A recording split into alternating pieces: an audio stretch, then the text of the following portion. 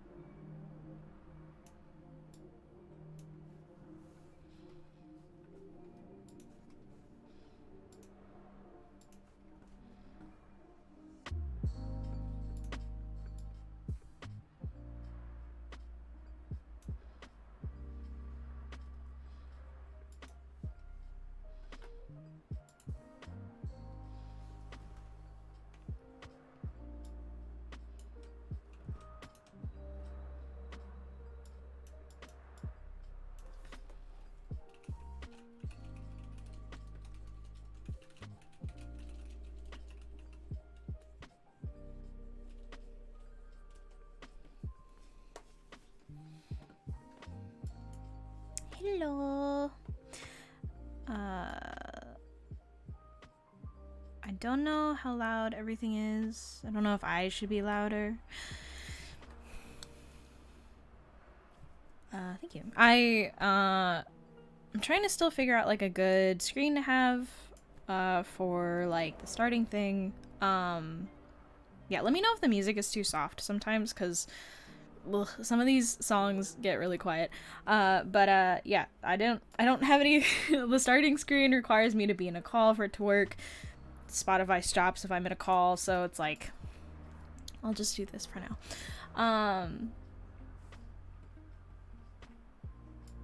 Okay, I'm gonna raise the volume of the music. Hey, Sunburns! Okay, hold on, let me do some...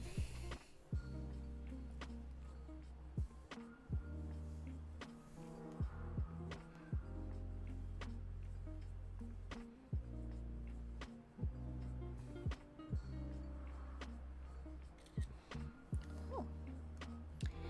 Hey, Jeremiah! How have I been? I've been good.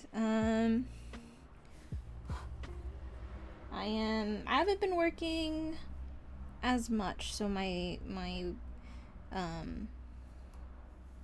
week has actually been quite peaceful.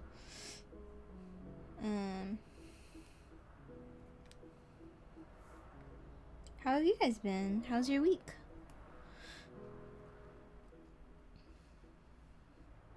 Let me make an announcement on places so you guys can just watch this while I'm writing stuff out.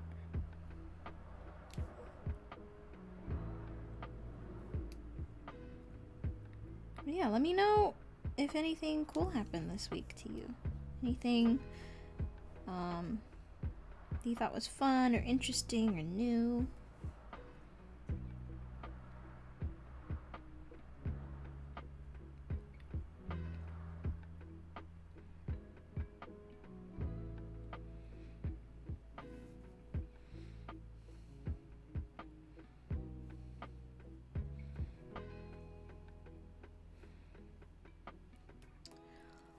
Finished your second week of work. It's been good. Nice. You get paid bi-weekly?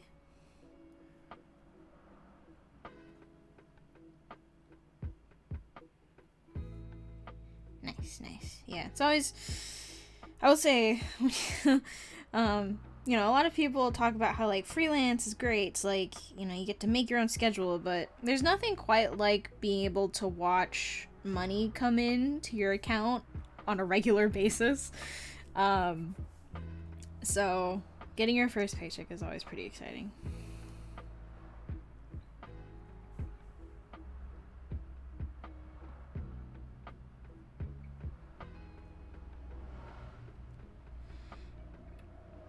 Oh, well, thank you for dropping by, Sheldon. I really appreciate it.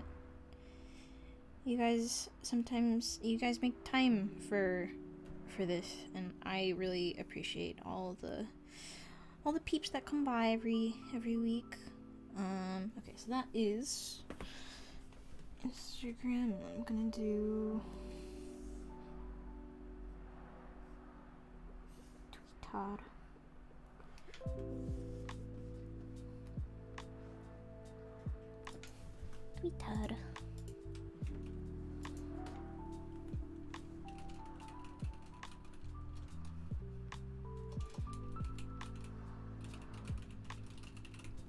Do I want that? Do I want something else?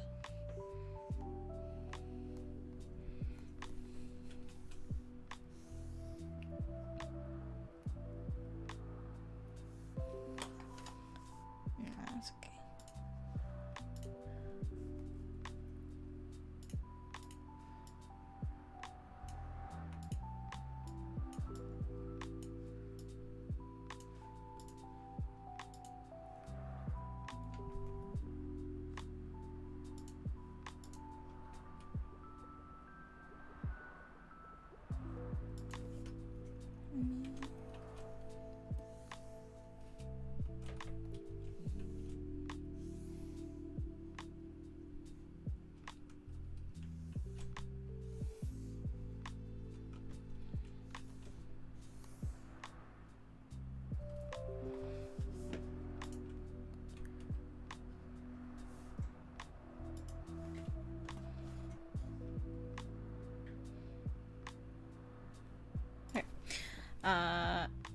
I don't know why that took me a while to figure out that image. Okay.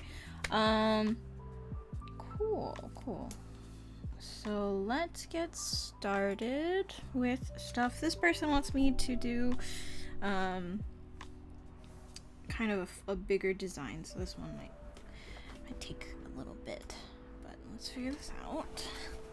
Hey Neil! What do you think about art school? I think art school can be a really good place to, you know, grow and learn and meet new people, and you can meet some of your best friends or people that'll stick around in your life. You'll meet peers, you'll meet teachers and professionals that really make a difference in your life. I think art school is great for some people and a big mismatch for others.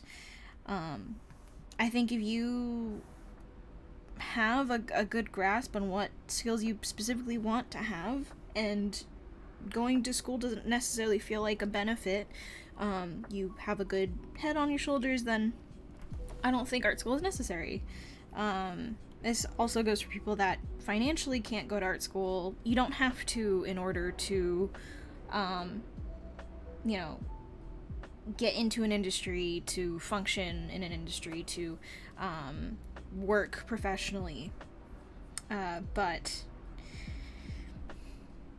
I will say that this industry does, like others, kind of place an importance on who you know, outside of just your skill level. So going to art school or going to any kind of educational thing where you can meet other people also who are students or professionals or working people, and making friends in that way would be a benefit. However you'd like to do that is up to you. I personally really liked art school, not necessarily for the school itself, but for what I was able to take away from it. But that's just me, right?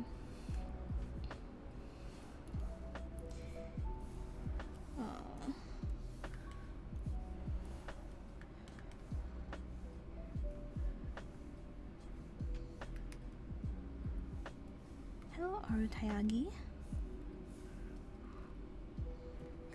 Hello, welcome. Ko! Hey Ko, how are you doing? I think that's Ko, right? That's your username. Is there a lot of gatekeeping in the industry? Depends on what kind of gatekeeping you're talking about. Gatekeeping, I think, just happens anywhere you have people. Cause, yeah, I mean, there are people that gatekeep, like, who should work where. Interview process, by definition, is kind of gatekeeping, right? Like, you choose who you think is a culture fit, who you think skill-wise will match with the production cycle. Like, yes, there is. And there are people who do it unfairly and people who do it, I think, for better reasons. Just like any other industry that is made up of, you know, humans subject to the flaws of an intelligent mind, or intelligence in general.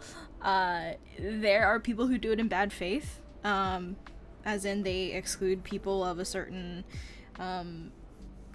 belief, certain identity, certain denomination, ethnicity, all that. And people who do it for their favorite hobbies, for the sanctity of their intellectual property. I don't know. There's plenty of it. When did I start working professionally as an artist? I guess it depends on what you consider professional, right? When did I start working or when did I start, like, getting money for doing work? That would be back in 2011. When did I start getting, like, the big gigs? I'd say probably, like, 2019, maybe.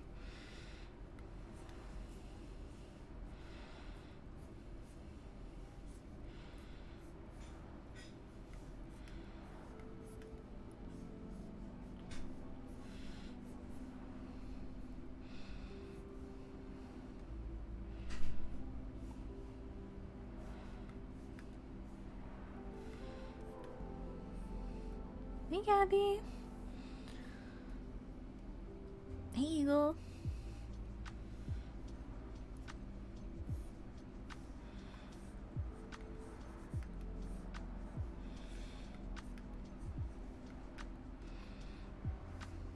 Hey, Prodigy.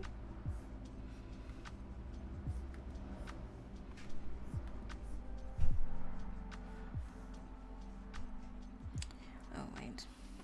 I think I know why it looks like this. Brush looks a little different because my settings are... Oh, they're not higher than normal. Okay, never mind. Then it's just me.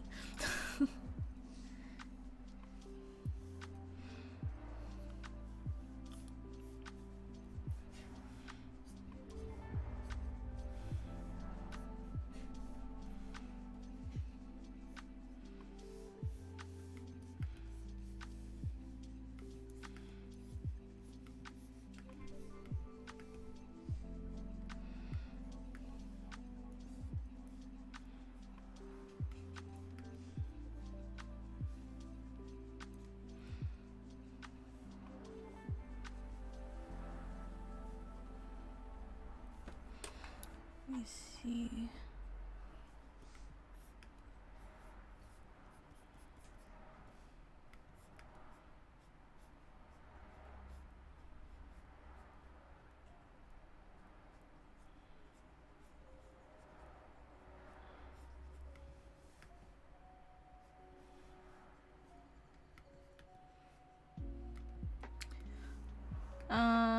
What's a good way to practice getting comfortable drawing appealing hair shapes and designs?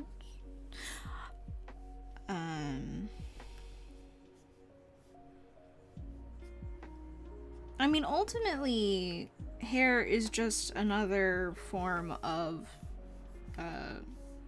silhouette design. Like, I don't think the skills to get better at drawing hair is necessarily any different than developing a sense for a shape design, and generally my advice for that is to look at how other artists kind of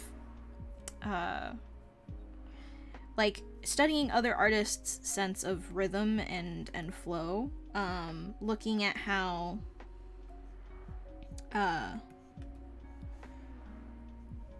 they have incorporated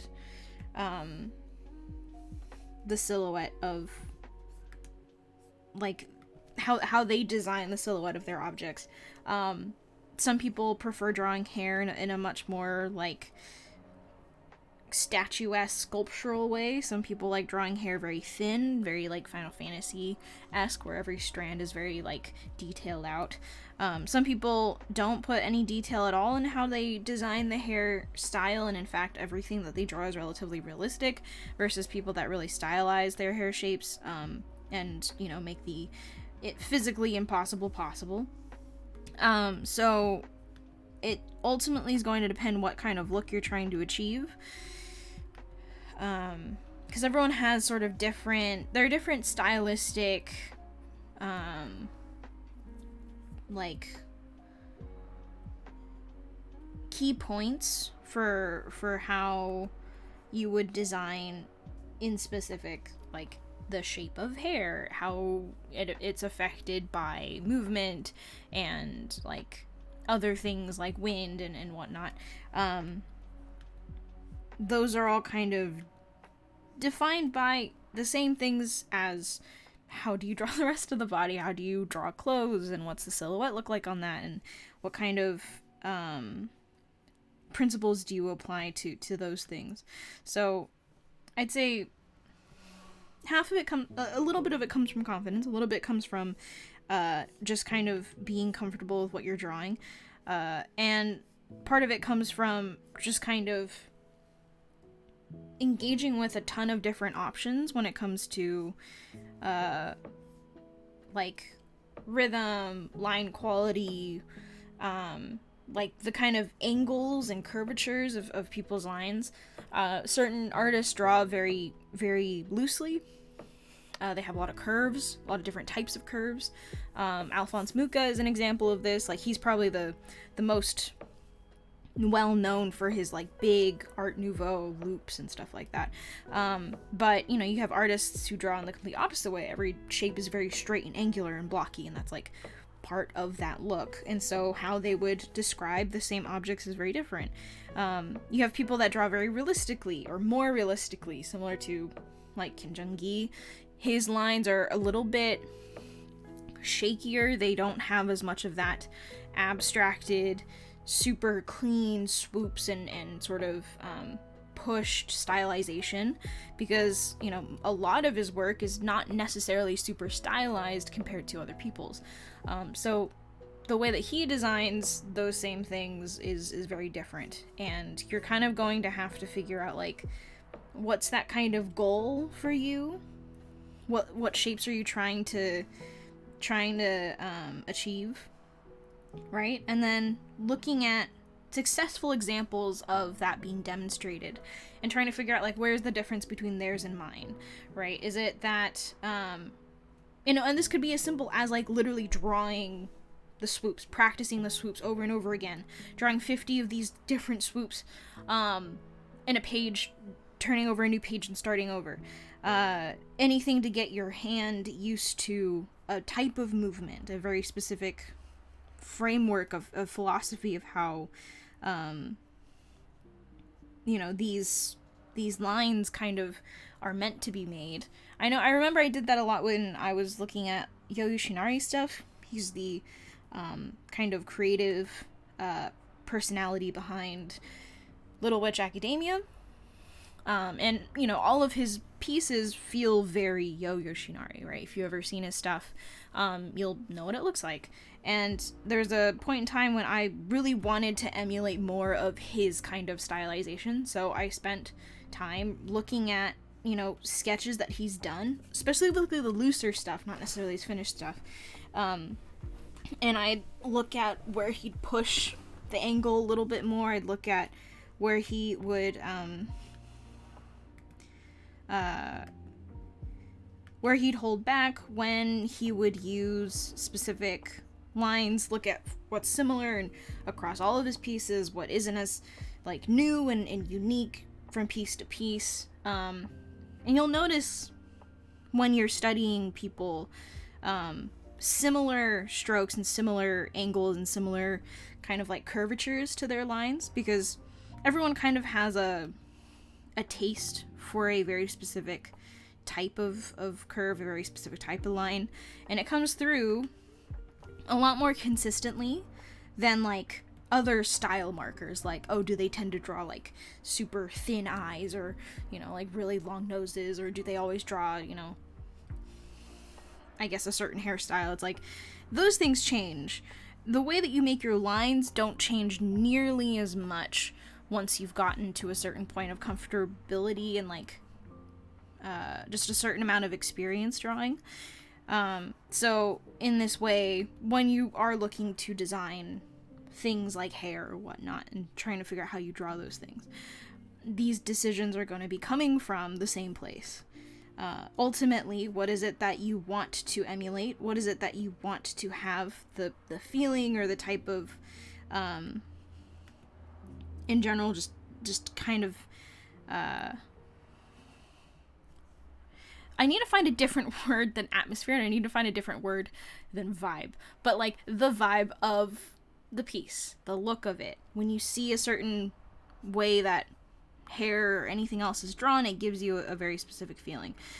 Pinpointing what that feeling is, what artist best currently gets close to that feeling for you, and then seeing, where am I falling short of that, I guess.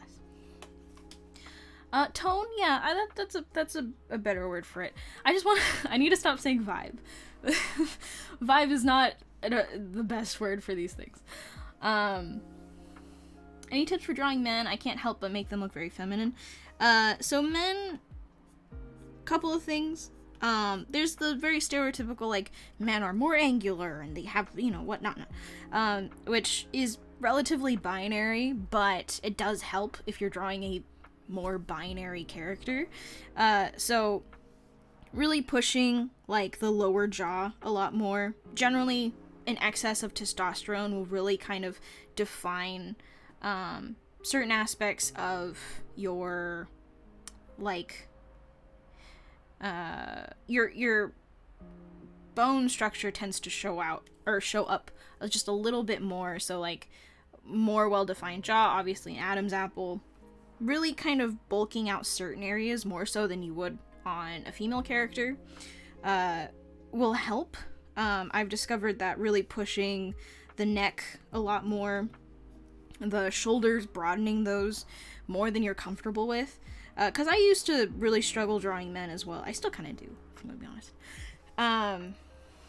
But at a certain point, I realized, like, if I made the neck thicker, really push the face past what I think is okay, I can slowly start to push myself out of this, like, same kind of connotation or certain things that I was doing. Like, I would always draw my men super, like, skinny and thin, which is an archetype, but I was trying to draw, like, muscular men, and I'd still draw them, like, super stick thin.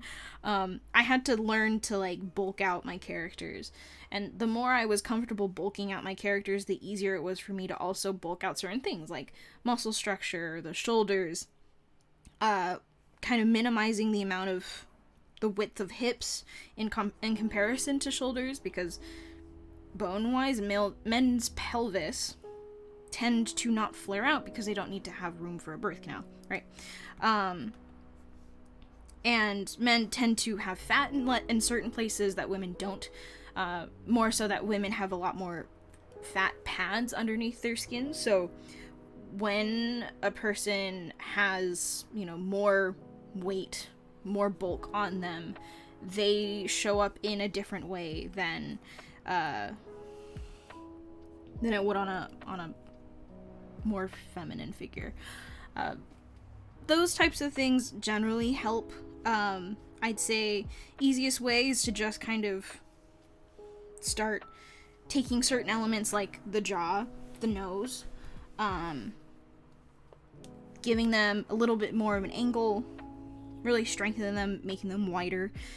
The jaw generally helps me the most when defining, like, a masculine character from a more feminine character.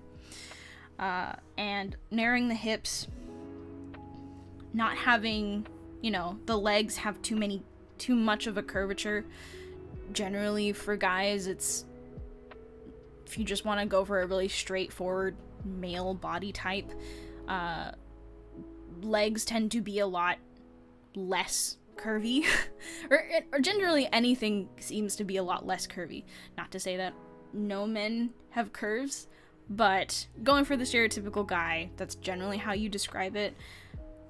You can really push it, though. Like, people have redefined what it is like to draw men in their style.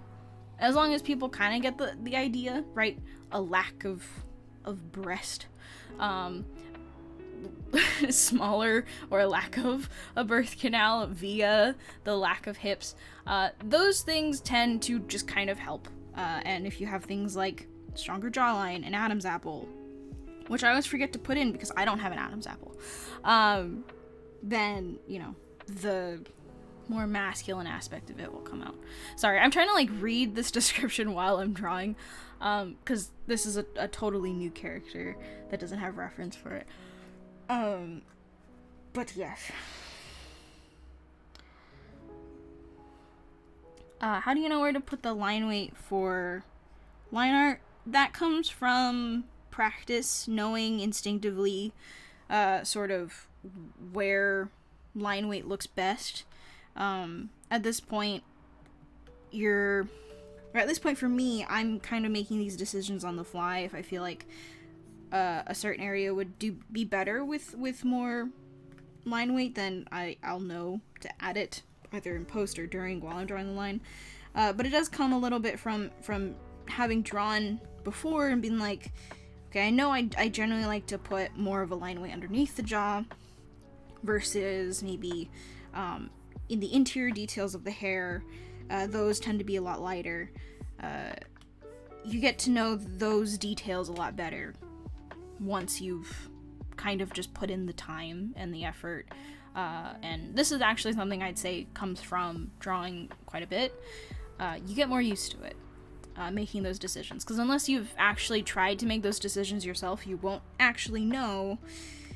And if you haven't actually drawn a lot, you won't actually have known and tried out, all these different types of line weights and figured like, okay, I like this look far more than others.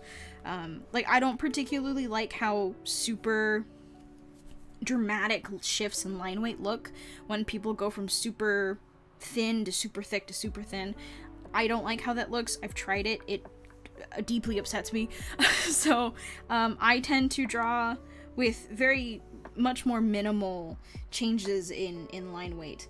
But at this point, like, I kind of know what I like, and so achieving it for me is not necessarily a matter of like inventing on the fly so much as I kind of instinctually know that, hey, I prefer the look of this and I think this would probably look nice, and if I don't like it, I'll just go back and change it. But it is definitely coming from a place of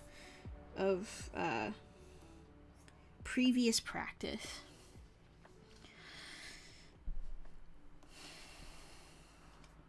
What do you do to get yourself focused and in the zone, like how you do studies? I don't do studies very often. But for me, getting in the zone is like, I have at least 2 hours of drawing, listening to music, not looking at anything else, just looking at the drawing and just figuring out the art. Give me a couple hours doing just that, and I'll be in the zone for probably about an extra 3-5 hours tops, and then I need a break. Getting in the zone for me really just kind of requires me to like have a run up to being in the zone. I need several hours worth of just drawing anything at all, and then a couple hours and I'll be fine, which is sometimes the worst because I'll start drawing and then by like 10 o'clock at night I'm like, I'm finally in the zone now. I can finally make my best work. So it'll all happen at like midnight or something, but yeah, generally.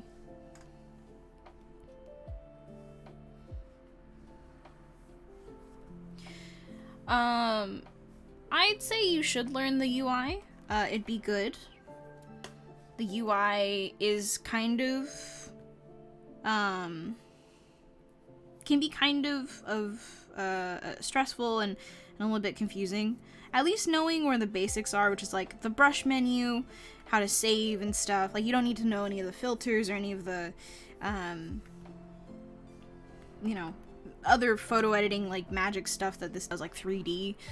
You don't really need to know that to draw. I don't even really understand those things very well either, and I've been using Photoshop for, like, close to 12 years at this point. And knowing, like, where the brush settings are, how to save things, how to open files, and then you can start learning how to use, filters and the adjustment layers and stuff and all of that. But take some time to familiarize yourself with the UI. It is a little complicated. It is a little complicated. Did I say that? It is a little complicated. It does kind of get confusing, especially if you're used to other programs who do not, they're similar but not the same, right? UI to other programs. So I'd say give yourself some time. It does take a lot. I'm still learning new things that Photoshop does. And it's always very exciting, but also like I feel like at this point I can't really learn new tricks, and Photoshop still has so much that I don't really utilize. But you know, get to know the basics and you'll be fine. They're all ultimately kind of very similar art programs in general. Same kind of like similar UI design, but different ways that they express like brush settings and how do you edit like custom brushes and like how does it feel like to draw with, like all those things are very different, but fundamentally the UI is the same.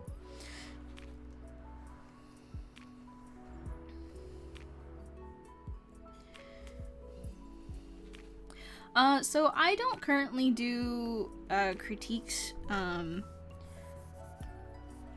but if that changes, I will let you know.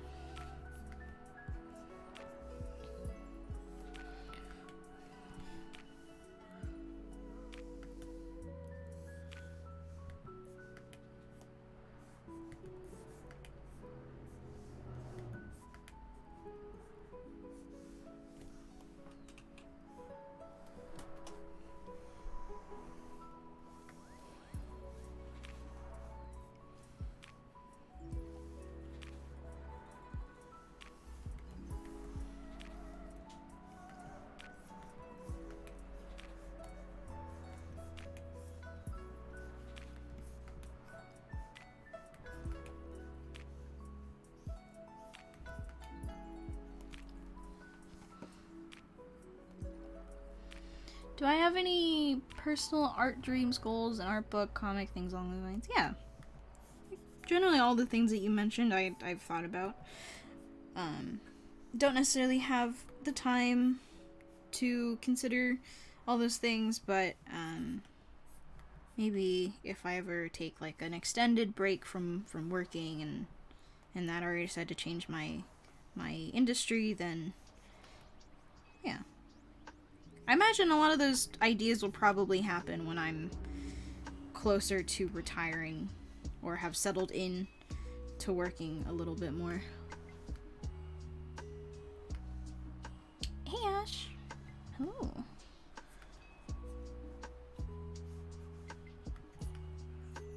I don't know if he's actually slouching. Okay, so I did that. Okay, so he's a tall man, but he's skinny. So I need to remove some of this.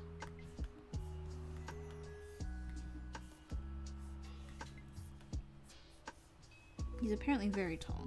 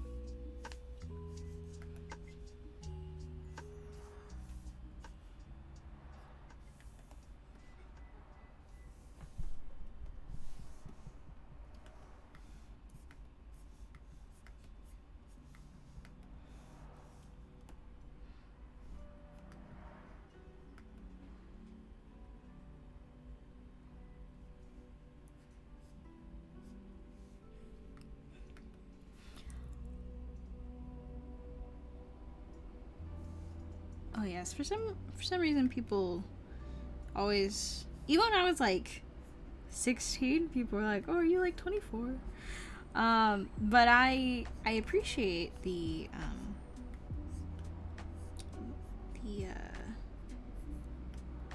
kind words. Thank you.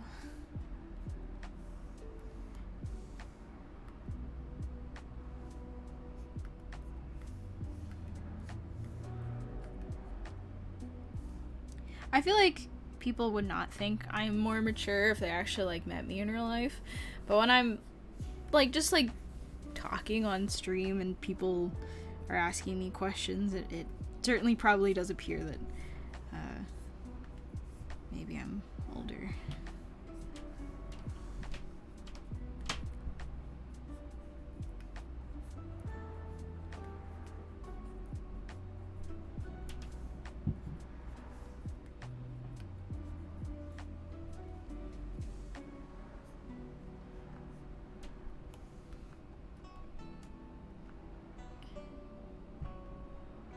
Hey, Siddle.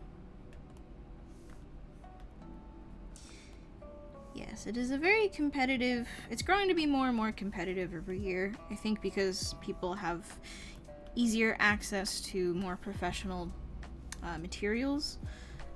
Like, things like concept art are actually majors, and people are learning about them earlier and earlier, and now it's like a viable career path for some people. So there's definitely a sense of a changing of the way people, like, by the time they reach college, some students are relatively well off and they can start working kind of without going through the traditional job track, I think, because of how informal games are. It's a lot more likely that students as young as high school could start working or become interns and whatnot. So times are changing for sure.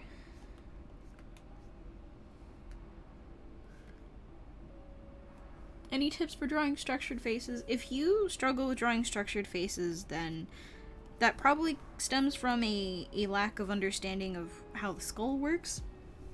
So I'd recommend kind of going through the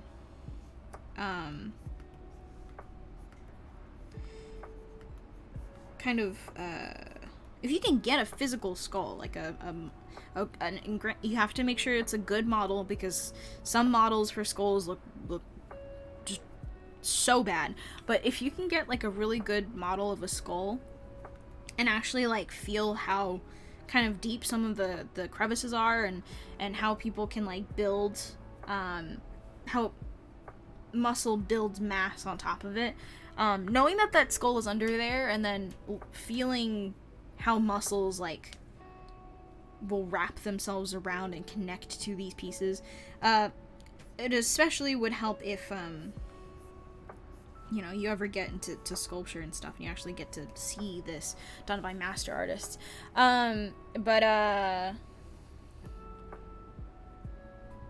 Yeah, structured faces come from a better understanding of like all the different working parts of the facial features, being able to see all the angles as the plane shifts around it. You could look at the Asaro head a little bit if you want to see how plane shifts. But really just studying the skull, even if it's just like you kind of being like looking at yourself in a mirror and like pressing, you know, what parts are like really, like the bone is really close to the surface, what parts can you feel a lot more of that muscle, and really kind of understanding how that like varied the surface kind of plane of the face really is, like how deep someone's orbital socket can go, like right near the keystone bridge of your nose, how deep that can get versus how much your cheeks can protrude, and looking at a face from the profile and front view and everything like that. I feel like people don't really and I'd struggle with this a lot too, they don't really appreciate how kind of exaggerated you can really make the features of the face. People tend to flatten it a lot because they don't really explore, or not really aware of all the depths from, you know, just looking at someone. They can't really tell depth as well. And that's usually why faces feel weird or soft or kind of unstructured, is this lack of acknowledging the kind of crests and also like divots of the plane of the face. Really would help if you could get your hands on like models, or if you're familiar with sculpture, or you watch someone do like a 3D model of a face. Get into 3D modeling yourself, any of those things, because 2D artists in particular will struggle with things that require depth and structure. We often can kind of ignore it, but we really shouldn't, because it is, I think, our greatest weakness as people that primarily work in 2D, because we never technically have to confront our lack of knowledge. We only have to suffer because we never, you know, often need to be subject to like mass and physics and like this 3D space. We make illusions all day long, pretend that things look right when they aren't, but 3D artists, sculptors don't have that luxury. So they are so much more well versed in depth than we are. So it is, if you can get any kind of experience or simulate it by watching like a 3D modeler, you might be able to understand the kind of underlying infrastructure and the form of a skull and then face on top of that skull, and you know, ultimately you get to a point of being able to feel that structure as you're drawing it, right? You actually think about how these almost like kind of a wireframe of the face forms as you are drawing it. That's kind of the goal, right? To always be thinking about that. But difficult to do when you only do 2D studies and you're only used to seeing things on a two-dimensional plane. It is, I think, the greatest shame of being a 2D artist is that is the case.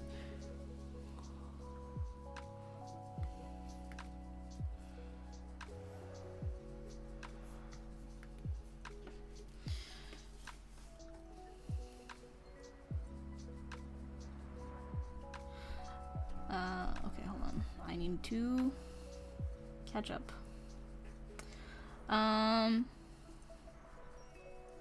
The next time commissions will be open will be when all of these are done and I've taken a short break. I will consider opening commissions again.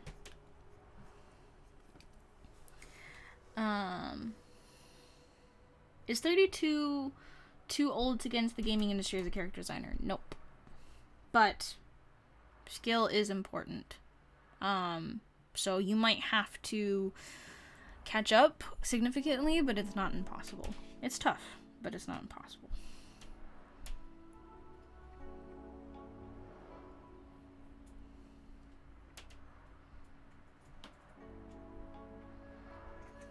Any budget-friendly display tablet recommendations? I know some people have good experiences with Huon and XP tablet. For much cheaper display tablets, so I'd recommend those two. Canvas with a K, is that a tablet brand or is that just a name underneath one of those two? I forget.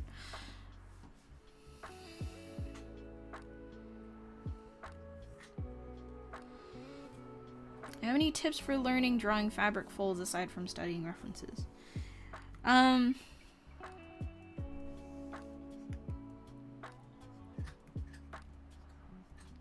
Honestly, ultimately, like the best way to get through not knowing is to just like, I don't know. My method has always been just to brute force it, right? So, like, I'll study these things, sure, but applying them is like a completely different thing. So I'll just take what I know and I'll just start trying to like assemble all these notes and like just put them into action by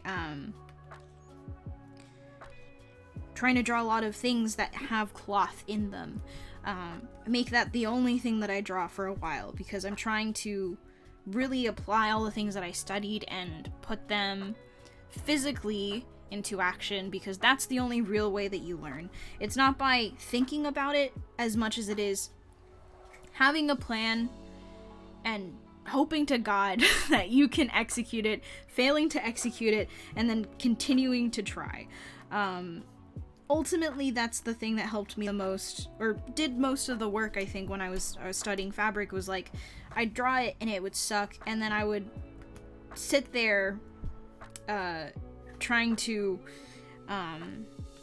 figure out, like, okay, what is it that I'm missing here, right? You need physical evidence of what you do know to know what you don't. Outside of studying fabrics, the only real way to know, like, what you're doing wrong and how do you keep learning is to actually fail and try again.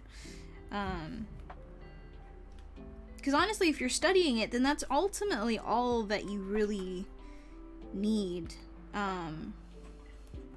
to learn the kind of like the, you know, that's you learning all of the equations, that's you learning the theory, that's you learning the rules, but how do you actually, you know, use those equations to solve actual problems, not textbook questions, but real ones. That's the problem. You study fabric from photos and, like, okay, yeah, you can paint it really well or you can copy it really well, but do you actually understand what's happening? Do you know about the tension and how that affects cloth depending on the weight and the weave and the thickness of it? Are you comfortable draping it across multiple surfaces? Do you know what light does to it in certain situations? Are you comfortable, you know, kind of applying the physics of cloth to different situations? Like, the arm is raised ever so slightly, or it's raised up, but like above the head or over across the shoulder. All these things changing the way that this fabric is molded across the body, and how it's constructed with seams and the thread and the weave of the fabric change all of these factors, right? You can learn the equations for this, you don't actually know until you've applied it. So as much as it may seem kind of like just keep practicing, like, that's literally the biggest part of it. That's literally part of the process, is like, you kind of just need to know what you don't understand. That gives you a way to move forward. That gives you a way to figure out solutions to your problems, because then you can actually form a plan around that. You know what to then go back and learn. You know what you struggle with. I personally struggle with making folds feel authentic, partially because I lack the knowledge to really fully understand how fabric will fall when it's draped in a certain way, and I'm really conservative with how I fold and how I draw my fabric. But depending on, like, how you drape it, there can be some pretty intense, like, silhouette changes. I am too scared to do those, so I tend to draw fabric relatively safe.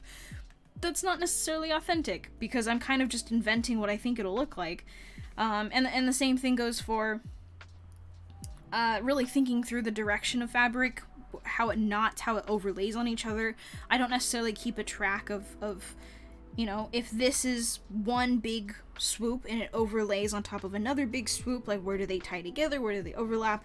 I don't keep those things in mind as well as I should, and so my fabric sometimes feels not as authentic as it could be, and that's something I have to work on. But I wouldn't know that that's something I have to work on until I've actually put it into practice. So my answer ultimately is, if you've done the studying, if you know like the different ways that fabric can fold, you're familiar with the theory of it. The only other thing that you can do is study the application, actually apply it yourself, and figure out what's going wrong in between that process. Because that's all you can do, essentially. It's not that complicated. Ultimately, that's true for everything. But, you know, there's the soft stuff that you might learn in between that people are like, you know, can you verbalize that? I can't. I don't know how to verbalize that.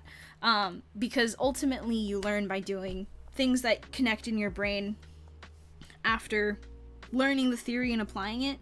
It's only going to make sense once you actually put it into practice. So that's my big thing. That goes for anyone asking, like, you know, outside of studying, what can I do? Literally just give it a shot. That's all you can do. Okay. I need to catch up. Sometimes I make my line variation decisions on light. Sometimes it's proximity to other things. Like if it's really close to a certain object, I'll think about increasing the line weight. But ultimately, I think a lot of my preliminary decisions are based off of light. Have you tried delving into ZBrush or Blender? Yes, I have. I don't really understand Blender and I suck at ZBrush, but I want to keep trying.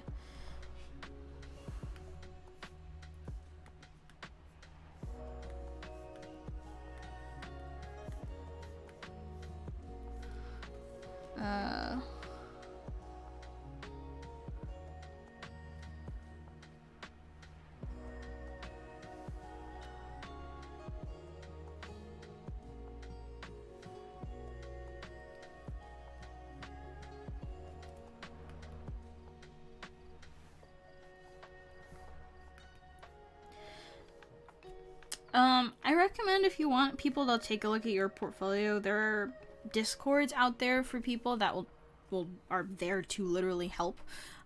More so than just asking random people. It's best if you actually like go to those spaces that are meant to be educational, and ask for assistance there, because you know, you'll get a variety of opinions from people depending on their experiences. And if you want real targeted advice, then it's best if you look in places that are actually meant to be educational.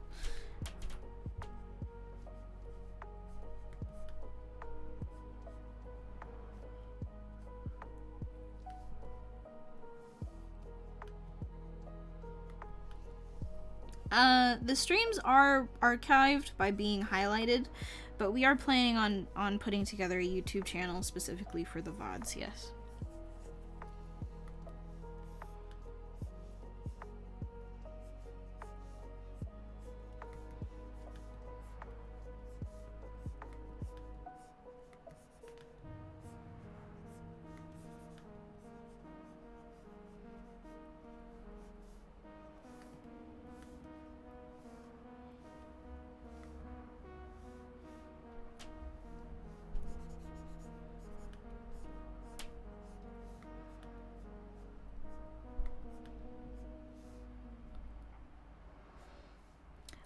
No, I change what brush I'm using depending on my mood.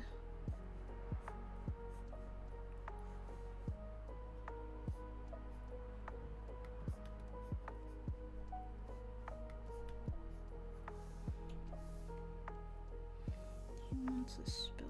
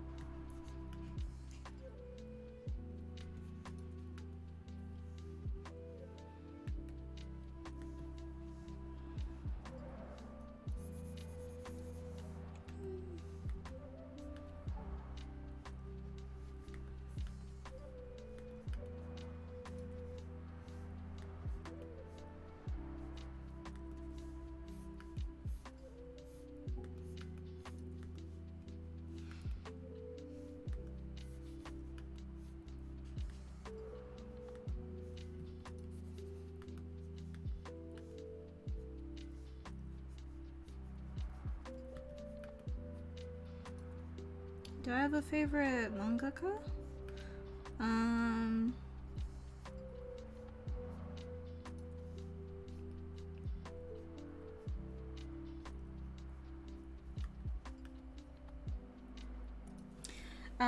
Kaoru Mori, I think is her name. Let me make sure. Yes, she does the Otoyo Megatari story. I think it's called A Bride Story. I found that her storytelling is a very, it's a very down-to-earth, way of telling stories, and she does her research. Like, she literally travels to the places that she draws her stories from, and she does mainly historical romances. I think her art style is fantastic. I think her writing is really good. It's a very honest, like, way to tell stories from places that, you know, most people don't read stories from. At least in Japan and in the West. So I really like her stuff, and I think of a lot of the stories I read when I was younger, which has obviously had an influence on me, you know, Fullmetal Alchemist, Hunter x Hunter, Bleach, Shaman King, like all those things.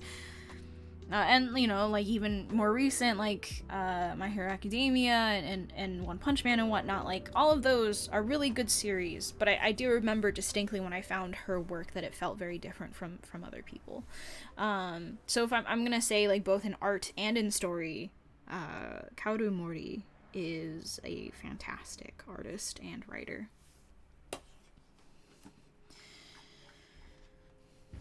Do you know how I can get started on concept art and character design? I've done mostly fan arts and only drawing what I've seen. Never really think about how I can personally design my characters. Well, that's the first step, right? Like, are you actually interested in designing characters? Because a lot of people who get into character design, they like drawing characters, but designing them is different. And I think that's something that not a lot of people are ready for, is that the act of designing something is, it's like, are you prepared to make the blood pact of never being able to see a character and just be fine with it? Like, are you ready and prepared to, like, have to scrutinize a character's design because this is just how you have to see the world now? As soon as you get into character design, I think you fundamentally have to change how you view the value of characters, because your whole life revolves around you having to make a design that both draws people into a story, keeps them in the story, allows them to feel like they live through a character, whether or not that be for animation or games or whatnot, and people will most likely remember your work ultimately far more than maybe some of the other spaces, unless they were also designed by, like, super standout people. People generally draw a lot of their opinions based on characters. That's a lot of kind of pressure to represent a brand, right? So you fundamentally see characters differently once you get into character design. It's very interesting, and I think it's personally very fun, but you have to understand that, like, it's a very different thing getting into concept and getting into character design than just drawing things. If you get into any kind of design career, concept, or character, you kind of have to let go of your previous ideas for what it means to, like, draw or be an artist within this industry, because it's not the same as illustration, right? And that seems like a very easy thing to say, like, oh yeah, of course it's not like illustration, right? You're designing things. Design is the tough thing to be able to get training for, understand, and become used to doing frequently. It took me, like, almost probably like 5, 6, 7 years, maybe, like, because I started thinking I wanted to be a character designer back in high school, but it wasn't until, like, maybe last year that I really understood what that meant to say. Like, what did I mean by making that decision, like, back in high school? I don't think I really even understood what designing characters meant until maybe in the past year or so. It's fun, though, I gotta say. I feel very fortunate to have this to be my job, but it is definitely not what a lot of people frame it to be. So you kind of have to accept that that's going to be the case. Second, getting into character design, you kind of need to grow out of, I guess, like, the barrier for when you do fan art of characters and when you, draw a lot of characters is, you see this character for the value that they have from a story, right? You get to know them when you're engaging with a piece of media, and that's how their value appears, right? You get their story, you get their personality, you get like how they change other people in the character. That's why you become invested in something or a certain person, right?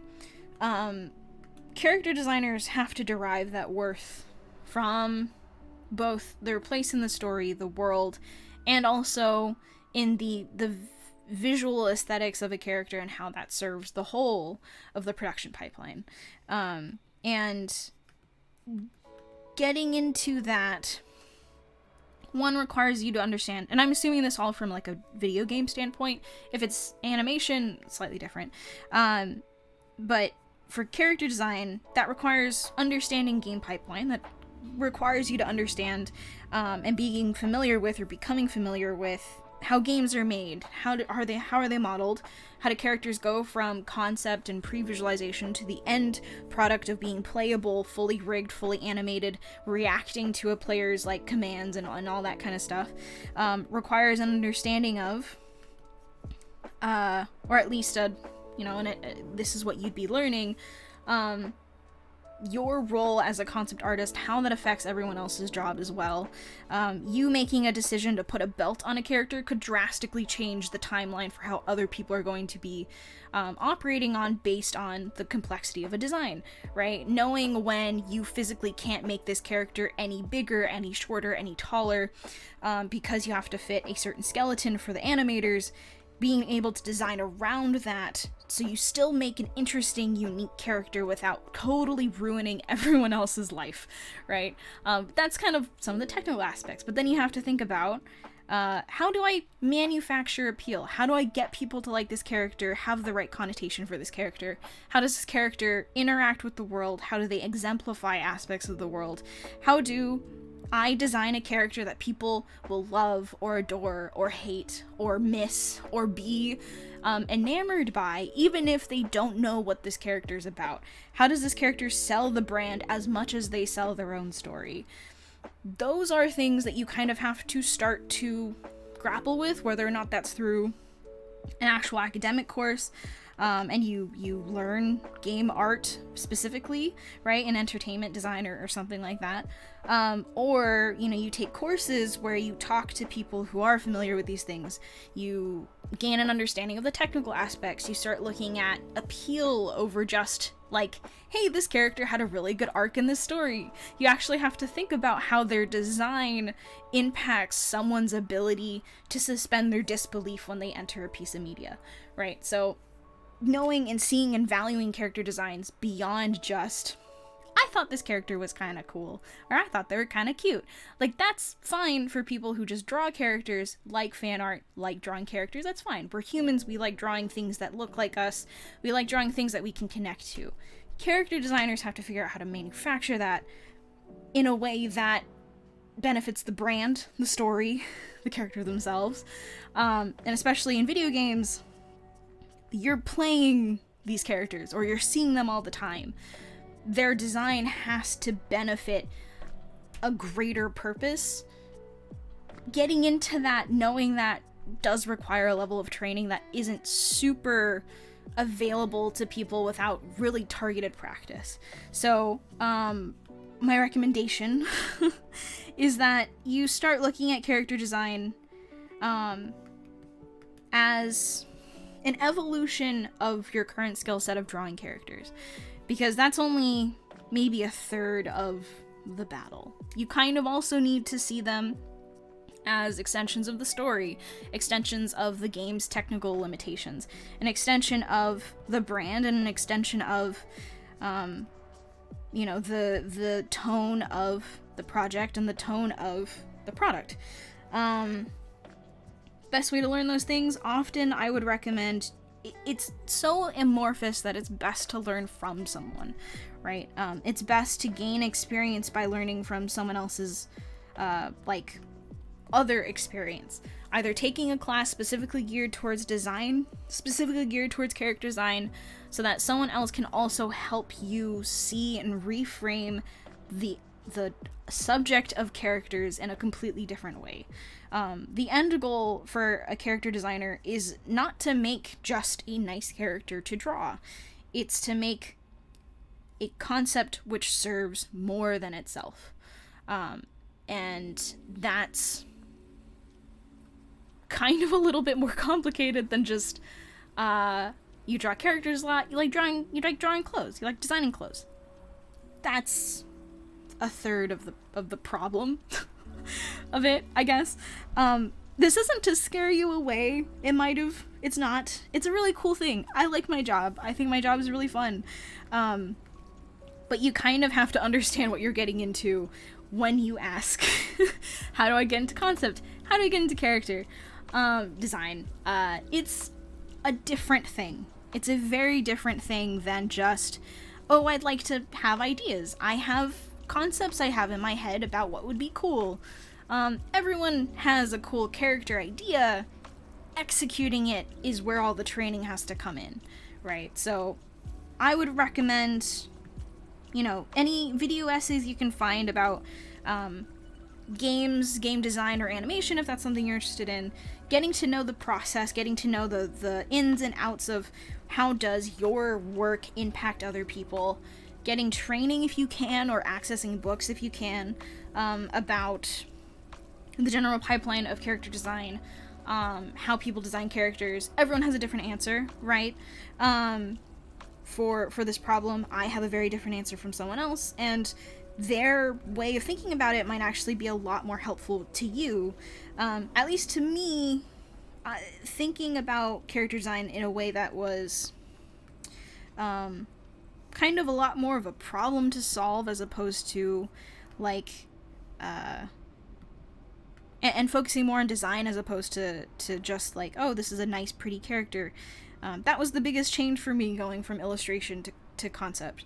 But it was a necessary change, one that I couldn't have made without going to art school and actually having the teachers that I did, because they were able to tell me straight up, like, hey, you're not designing anything, you're just drawing them, and that's not the same. Right? Which shattered my world, but it was necessary. And having someone be able to tell you that by looking at your work is way easier than doing it yourself and just kind of hoping that, you're getting it, you're getting the idea. Not to say you can't do it on your own, but it's just kind of hard, and I don't know how you could without a lot of blind faith of just, I'll figure it out.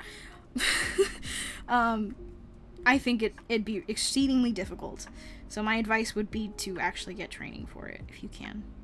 And they're all labeled character design, right? So YouTube videos, courses, anything like that is appropriate. Great, thank you for the host. I missed some things. I'm going back.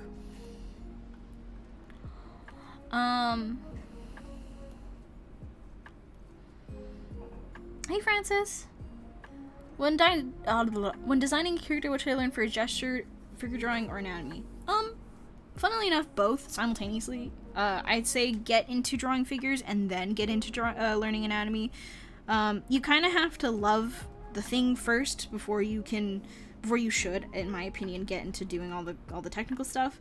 Because the technical stuff is not for it's not fun.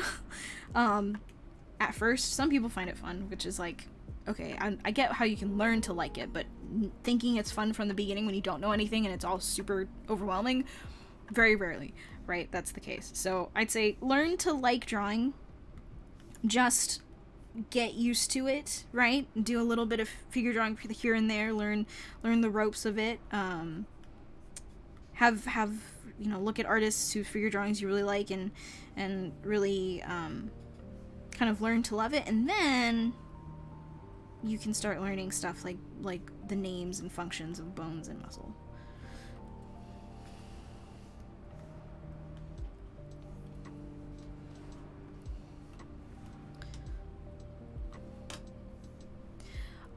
I didn't really use books as much. A lot of my personal growth, I think, comes from,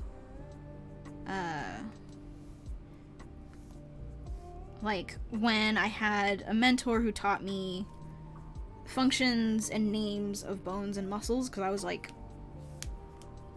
really, I don't know, I don't think I could have done it alone. And building on that knowledge through figure drawing and additional studying and whatnot.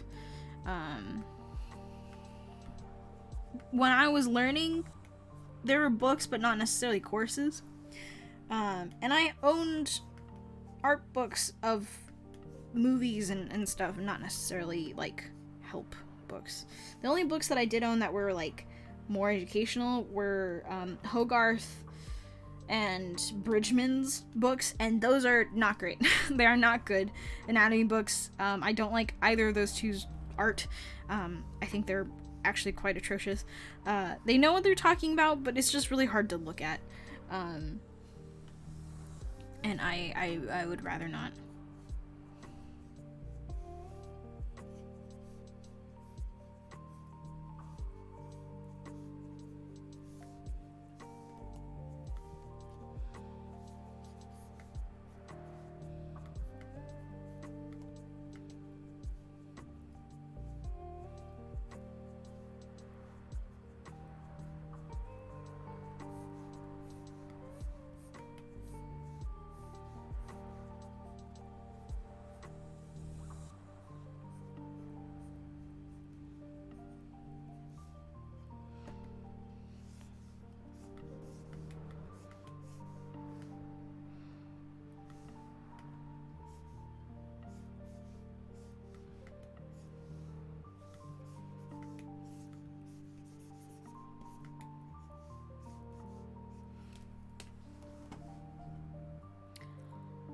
Hey, Hermit.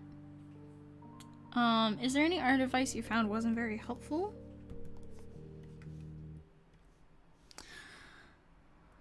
I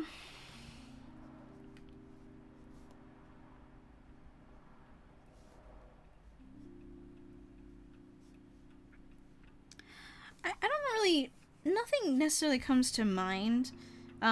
Recently there's been some talk on Twitter surrounding a certain user who has had pretty shitty experiences at art school with teachers that have pretty shitty things to say. And in general, like, in terms of art advice that I think is not very helpful, if anyone ever tells you that you can't get a job doing X thing, they're just lying to you, right? Because they probably have no idea. You can potentially get a job doing anything with any style, with anything in particular.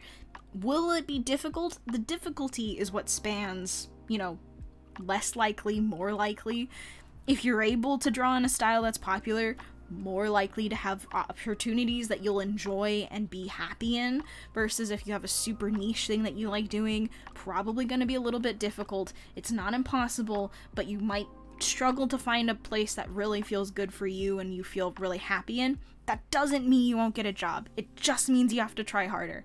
And I think it's really mind-boggling when teachers, because I had teachers at my school who did this too, they just tell students, like, you won't get a job doing this, you won't get a job doing that, you should probably start making different decisions. It's like, yeah, you can tell people that things will be difficult, but if someone really wants to do something, they're passionate about it, they're excited about it, that's the one thing you can't instill in someone. You can't teach them to be excited about something that they're not going to like. You can't teach them how to be passionate about the stuff that they do. So when you snuff out the one thing they're actually passionate about, what do you end up with? A student who's lost, unhappy, and now deathly afraid of their future because they've just been told by the only professional they can look up to that they won't make it because they're not good enough. And it is so fucking bizarre. I don't understand why teachers do this. I assume it's just because they have an ego trip and that they haven't been working in a really long time, so the only thing that is informing their decision is the fact that they have failed to continue a career in their job and now they're taking it out on students, I guess. I don't know. I think it's just so wild and crazy to me that they will just say this to people. Like, just why? How is it?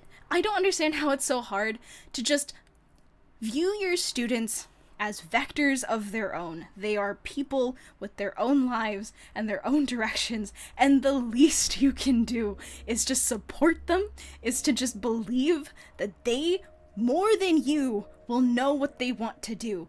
The most they're asking you to do is support them. Get them to a point where they can survive on their own, get their shit done, do what they want to do. They're not gonna be a part of your life. They're off doing new shit, right? You're here, stuck in this school. You might as well make sure that you impart what you know to students before they gotta leave. Why are you spending time telling them they won't get a job? It's so wild to me. I don't understand why that has been the most common thing that teachers in art school will tell students. I don't get it. It feels so alarming that we've allowed generations of teachers to just say that, and then when their students then go on to become teachers, they say the same shit because at some point a teacher in their life told them they couldn't make it, so they never tried, and so they never did, and then they go and teach another student to never try because I guess it just never worked out for them. I don't know. I'm getting too heated about this. Anyways, I think that's probably the worst advice I've ever heard. Don't, if someone tells you you won't get a job doing something, instead of framing it like you won't get a job, just frame it in a way where it's like, it's hard. It's not available, because that's true. Not every job is always open. Not every job has an equal amount of competition. Not every job is, like, available all the time. You might have to wait for certain seasons. You will probably just have to get lucky. You might just have to work with all of these very strange variables where you don't actually, sorry, I'm not drawing because I'm really heated about this. You might have to work with some random variables that you don't understand because you don't know when people are looking out for someone to fill that spot. You don't know if a job that you're going to apply to is going to accept you. You don't know if this company that you're applying to is going to work out. You don't know these things. You're just going to have to keep trying. That's it. That's all, right? Like, there's no point in which you can't get a job doing character. There isn't a point when you can't get a job doing anime-style drawings. There's always a project, there's always an industry, there's always someone out there who is looking for that kind of work. You just have to find it. And it does not matter if some old person in, an art school tells you that you can't do it, because guess what? You're off doing your own thing. They're stuck there at school. They're not gonna live your life. Who gives a shit what they say? Anyways, and that's it. That's all. Oh my god.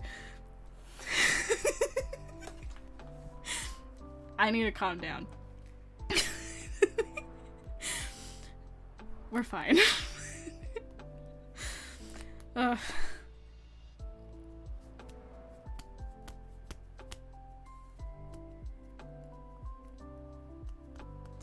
I'm gonna drink my tea and I'm gonna breathe.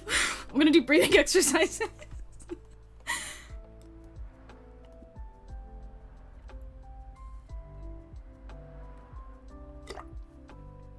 Ugh.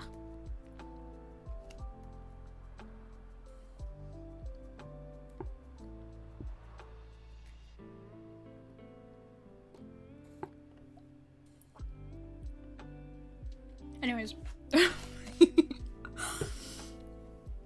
Yeah, anyways. That got me really upset, when I was reading stuff about it, 'cause, sorry, rant isn't over. I guess I still have more things to say. Sorry, Tojo. It's just certain things that teachers say are more often a threat as opposed to legitimate advice.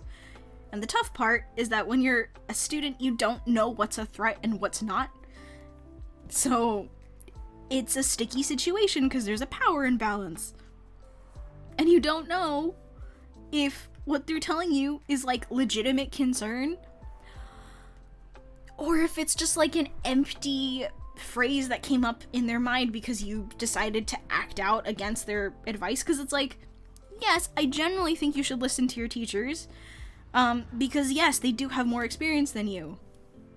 But if they're just saying some wild shit, right? If they're just kind of like, just, you know, every time you bring up something that you're interested in, or every time you show something in class that you're like, I thought this was kind of cool, and they're just like, no, you'll never get a job doing this, maybe that's a sign that you shouldn't listen to that piece of advice.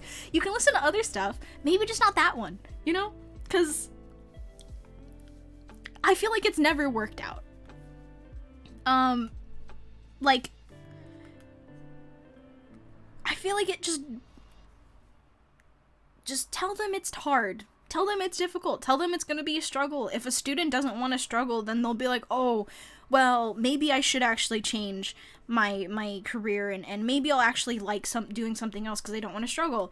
But if that student really wants to do that thing, just, like, be there for them. I don't know. And granted, right, I'm not a teacher necessarily. I don't have the experience of going through generations and generations of new students. So I don't know if it's just like a symptom of like wariness. You know, you get students that come through school and they're like, they don't give a shit about your time, and they don't give a shit about you.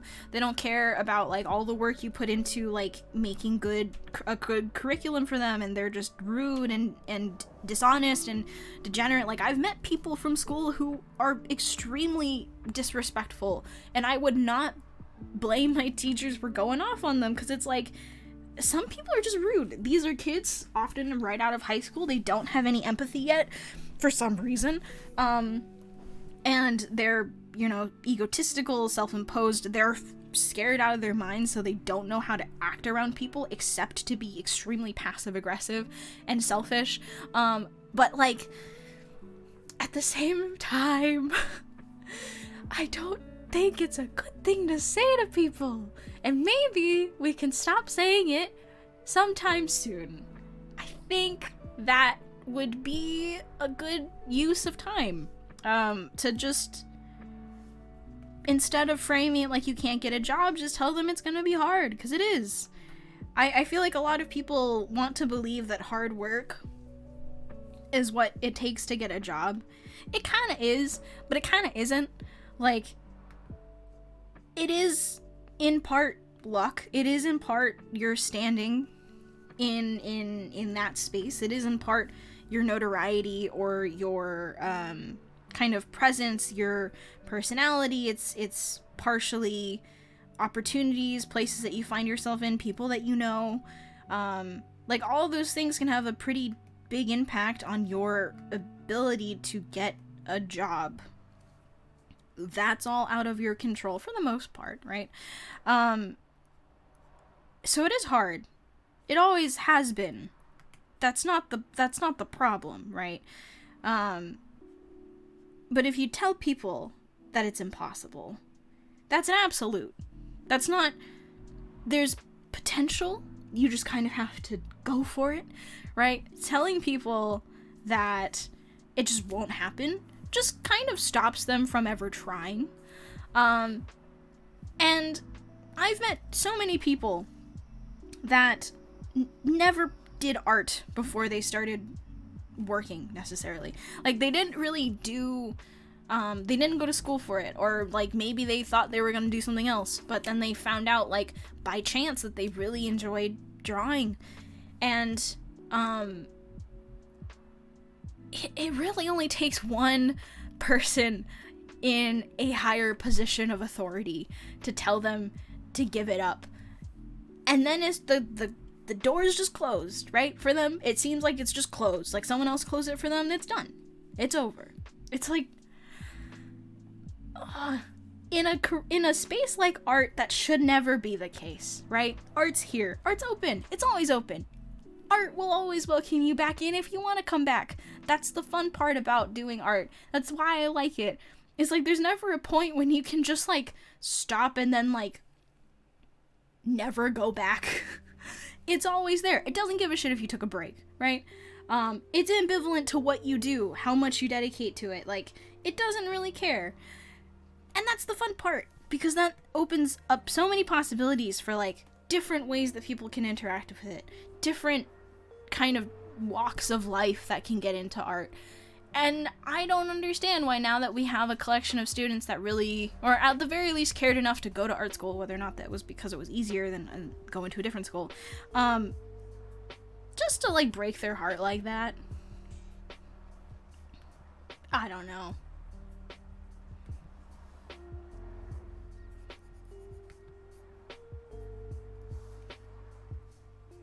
Anyways. That's it. That's it.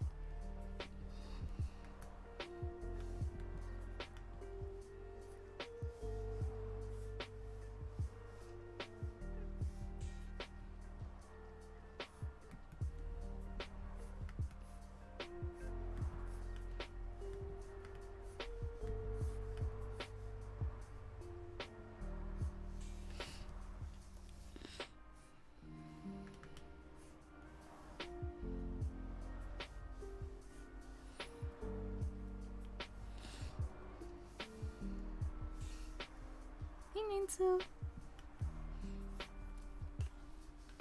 I will finish this at some point, I promise.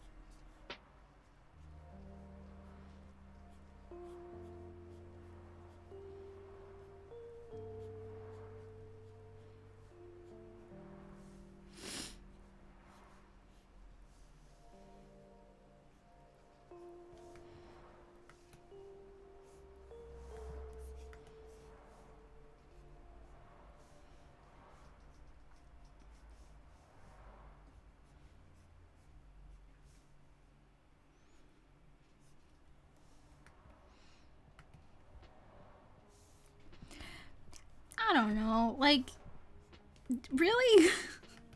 I talk about art school a lot. I've definitely mentioned how there's just some things that art teachers say that are really strange, but I don't... Have I mentioned this before?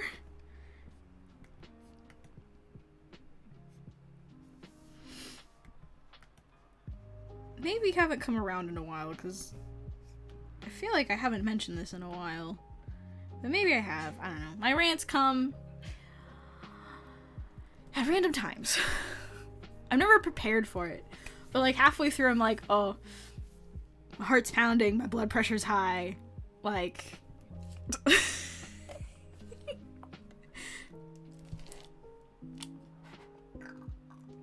Whoa. It's all my jelly at the bottom.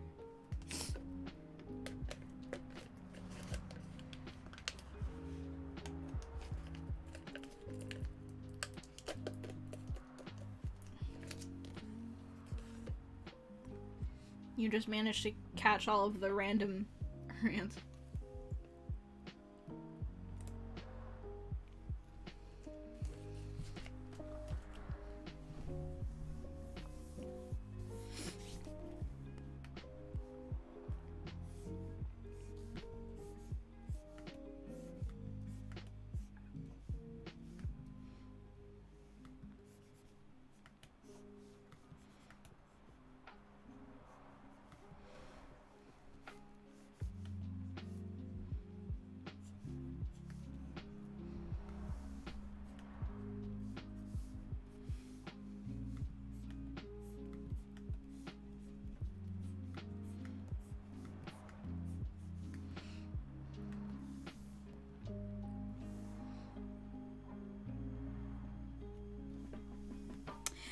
Yeah, I went to school with some pretty wild people.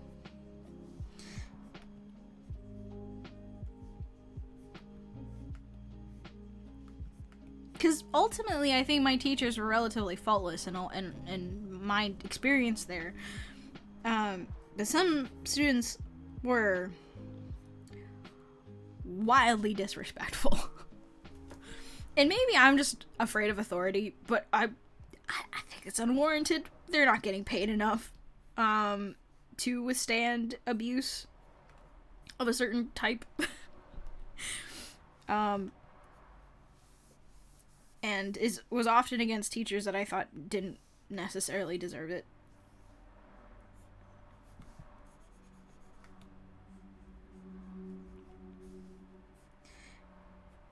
One teacher, though, that I thought definitely should have been critiqued and questioned for the way that he would respond to certain students. He eventually left himself, so it was like, okay, well, I guess you took care of that on your own. But generally my experience at school was I really liked all my teachers. I thought they were excellent, wonderful, wonderful people, and I'm extremely grateful to have been able to met them and have, been graced with their time and experience, because I definitely don't think I would be who I am without them. But yeah, no, I went to school with some wild people.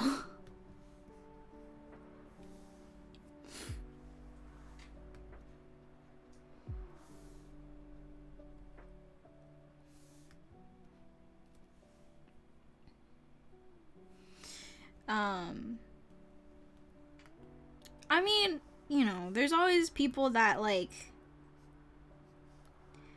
base everything off of, like, the clout of the company. The good jobs are the ones that, like,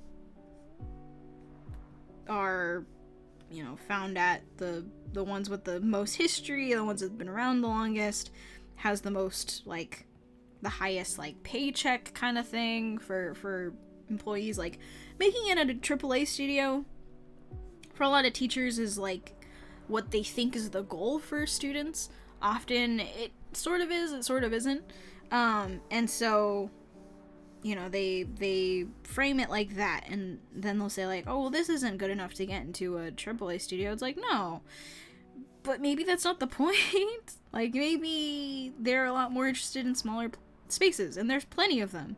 I think, especially if you're going into games, it's kind of a mistake to frame this industry around just, like, places like Riot and Blizzard and Naughty Dog and Ubisoft and, all those places. Like, the industry is so much bigger than those.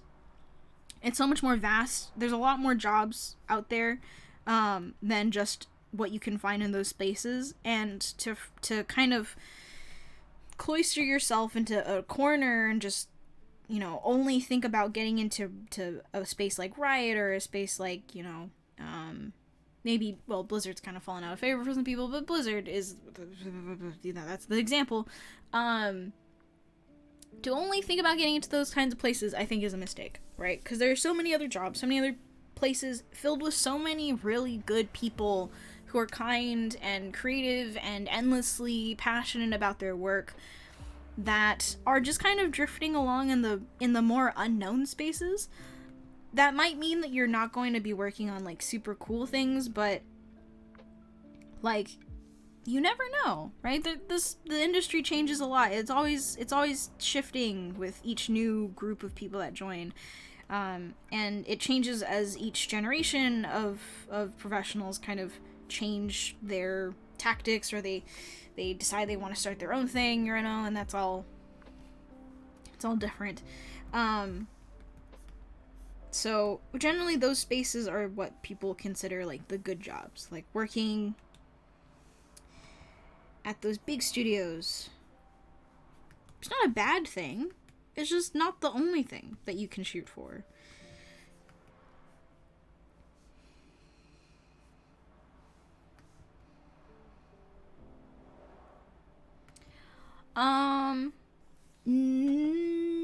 I could see myself doing things not video game related, but art will always be my career. I don't think I'll ever change my career.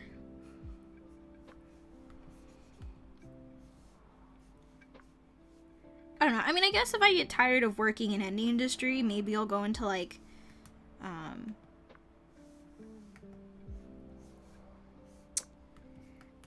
what is it? It might be cool to learn other things like fashion history. It might be cool to get into like museum, art history, curation, restoration, that kind of stuff. I don't know. But like ultimately for now, if it's not drawing, I don't really care.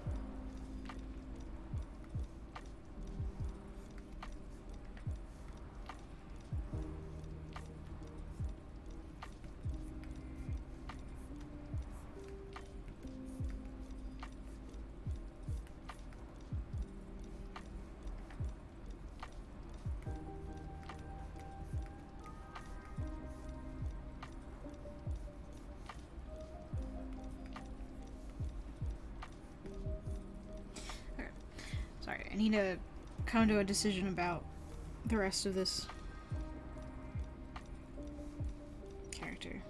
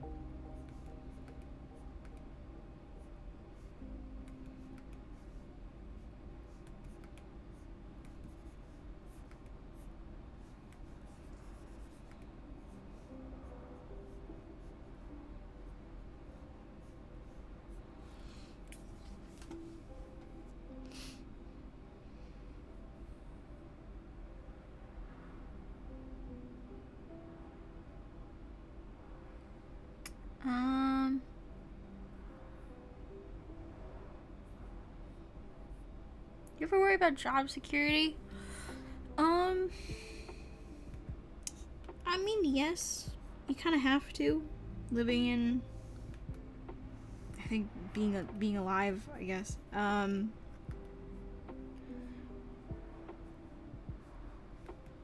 Especially in video games.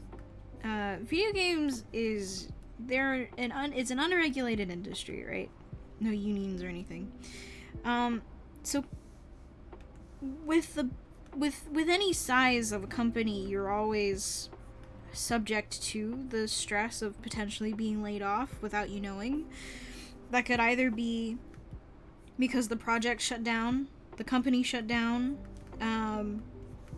you are an extra person that they don't need, right? Like, all those things are possible. At a certain point, if you get to a high enough level, you might not be so off down on the chopping block, but fact of the matter is that it's an extremely volatile industry. Especially, a lot of people say, don't, the big companies have more, they're more, stable? Not necessarily true. They say that indie companies are, like, everyone knows each other, so, like, even if it's not as stable, like, they glorify indies a little bit more than I think they should be. Because the fact of the matter is, like, with an indie studio, unless you're constantly bringing in revenue, which you don't have the capital to say or, like, really have options or opinions about what you work on, fundamentally working in an indie studio is like, this could shut down at any minute. It could shut down this week if we don't get enough money. Most often when people have jobs end on their resumes in the video games industry, it's often because they were laid off, or the company went down, or the project went down, right? And so, there's always the possibility.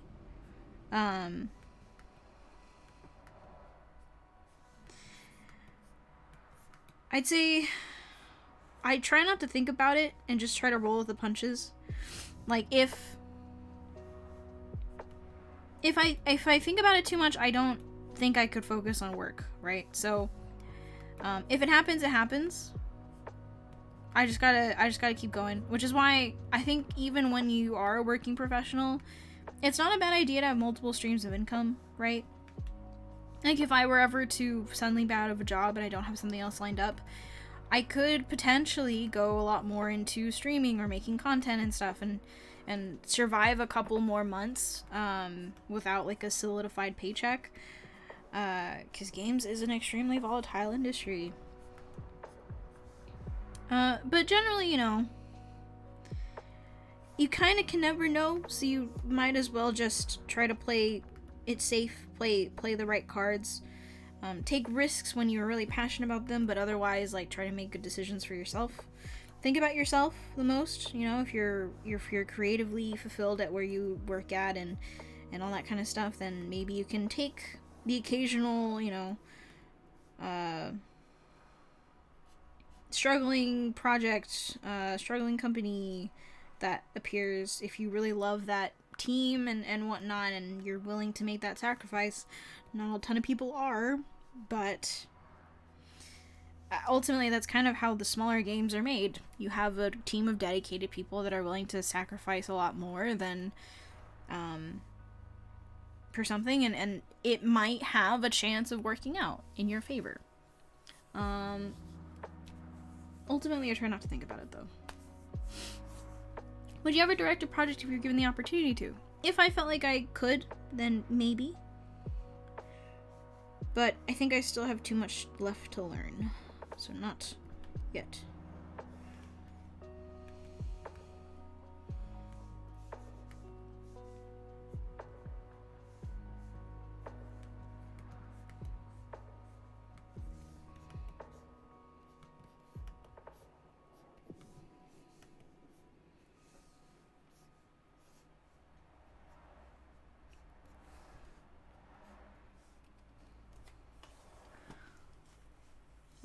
Any tips for a guy wanting to get into drawing but not too silly, just for fun? Then, I don't know. Like, I'd say if you're just doing it for fun, like, don't worry too much about doing it right. Just play it by ear and just kind of draw what you feel like drawing, and getting better is kind of like you're going to be on the same conveyor belt with a lot of other people when it comes to like improving your art and all that kind of stuff. But you don't have to think too hard about, you know, catering your style or anything else, or what you draw to a very specific crowd, unless you really want to. That's your benefit as being, you know, kind of not in this for a career. So if you're just starting out, like, just draw what you want to. Get used to the feeling of it, because that's kind of the most important thing, I think. It factors a lot into skill and future improvement type stuff. You kind of have to also enjoy it to some extent, or be happy with learning more and dedicating time to do it. Some people pick up drawing as a way to tell stories, not so much for drawing, and that's fine. For me personally, I think drawing is the most fun part about it, which is why it's really important for me to enjoy what I'm doing, and that's why I started drawing, was because I thought it was really fun, even if my stuff wasn't very good. That, more than anything, in my experience, has been what has kept me drawing, even when I am at my lowest with my art, and I am at my most depressed, or I lack the most amount of confidence in that moment. It's often because I took the time to want to draw. I took the time to actually develop a love for it, that I can at least say, like, well, there's no point in me feeling sad about this. There's no point in me being, like, pitying myself and moping about it. Like, I have to get over this, because ultimately, like, I'm not giving this up. I'm not gonna move on from this. I have to make this work. So I just gotta figure it out, right? And that decision has made it easier for me to face problems with my art in a much more head-on way, because I don't have other options than this. This is the one thing I like doing. It's the one thing I know how to do. So I gotta make this work regardless of how I feel. And I feel like that has been the most important thing that I've had with me, is having and given myself enough time to like drawing and to be happy with it and to want to do it, before I started inundating myself with, oh, well, here's the way that you should draw, and here are all the fundamentals, and here are all the other things that you have to think about. You can't, and I'll say this again and again, like, you can't instill passion into someone, right? They have to come with that. They have to want to do it. Or else improving your work, getting better, getting on the same conveyor belt as everyone else when it comes to improving your stuff, like, that's all gonna suck a lot. Not more, but just, it's gonna feel less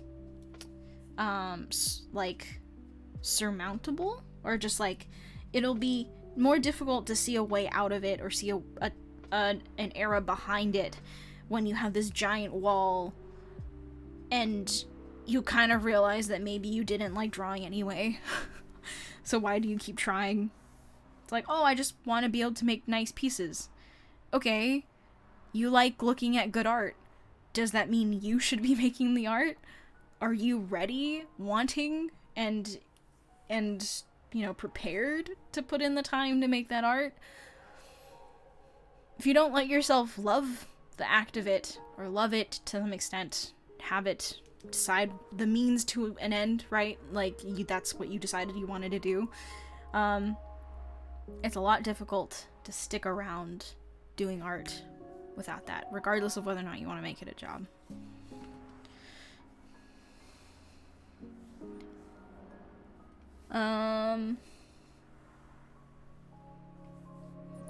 I'm senior, about to go to college this year. I want to start taking commissions so I can sustain myself from home. Do you have any advice about taking commissions or pricing commissions?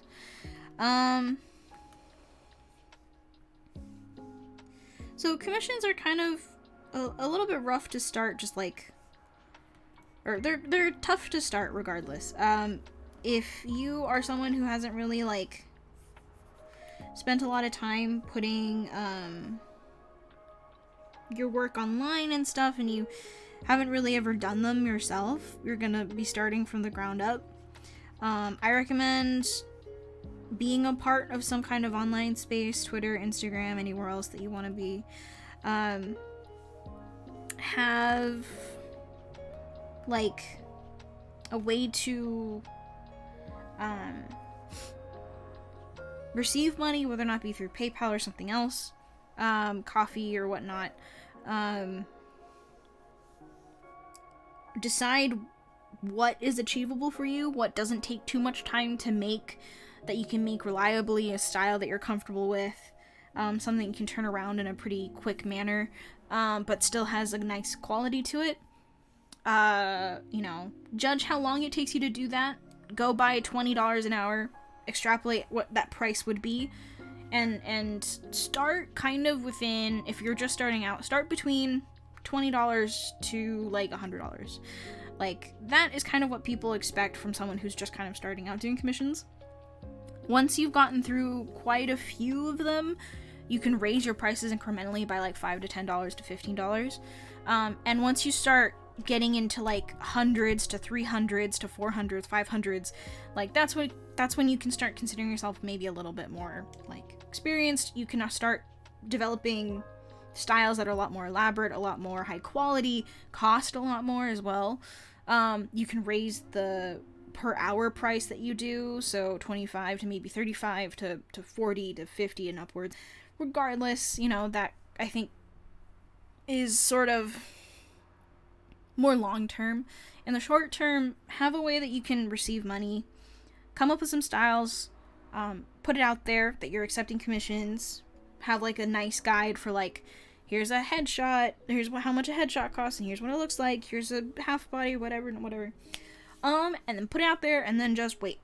And while you're waiting, just keep working on your art, because most often, when you first start commissions without having any audience, without having any kind of like previous precedent or experience, you probably won't get a commission for a little bit. For me, it was about 3 years before I got my first commission, after I started quote-unquote accepting them. And then it took me another additional like 6 months to get my second commission after the first one. And then it slowly started to pick up from there. People started to know me for doing commissions. I always had my prices available for people to see. So then I started getting pretty regular commissions every time I'd open. People would fill up the list, so I knew like, okay, I can start raising my prices and doing all of that. I did that all through middle school and high school and college. By the end of college, I was starting to work jobs with actual companies versus personal commissions for people, right? And that's like a totally different thing. Commercial versus personal, very different things. So I stopped accepting personal commissions because they don't pay nearly as well. And that's kind of where that's gone off. But yeah, I recommend looking up how other people have written up like terms. Make sure that you have like an email or something that people can contact you through. Some people do Twitter. I'd say it's not so much as useful. Or Twitter or Instagram, like DMs. I feel like it's a little too informal. Maybe do something a little bit more formal, have them send an email.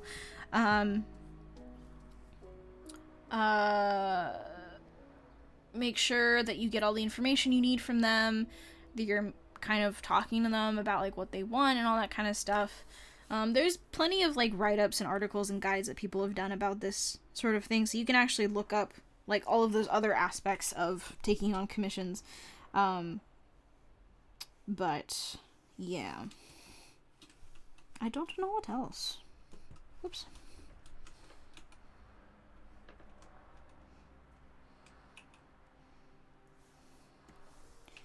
He's apparently a very tall person, so I'm going to increase this.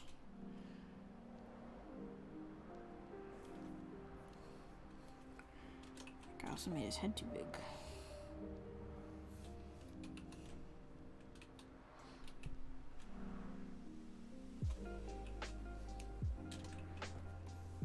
One thing I never do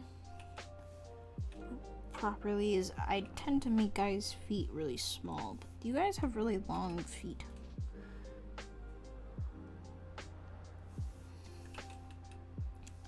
I'm so used to drawing girls that, like, as soon as I have to draw a guy, I'm like, wait, you guys have Adam's apples? You guys can't wear, like, super tight pants? You guys, have bigger foot sizes? What? I have to think about that?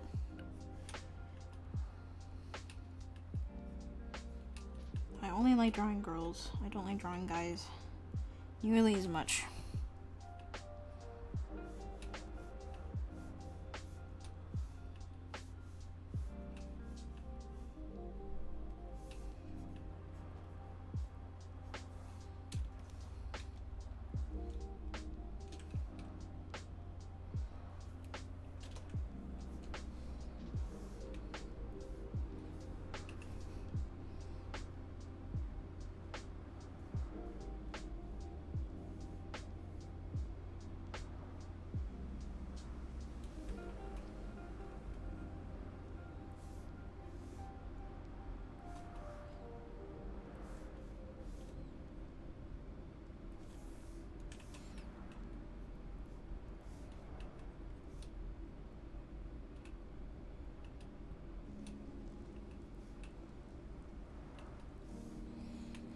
I think that should be it for this character. Wields 2 short swords and carries the spellbook more down as possible. Okay.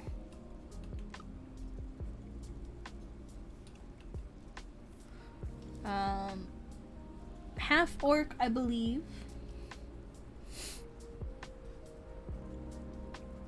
Is the race. I am applying to LCAT next year, so what should I expect as a future freshman if I get in? LCAT doesn't have a super big, like, campus culture, so you're not really gonna get the campus experience, just so you know. Generally, like, there are 2 campuses. People go to school when they have class and then they leave, so don't expect, like, a huge, like, dorm culture kind of thing. You will make friends, because you'll frequently see the same people in your classes. Generally, LCAD's pretty linear.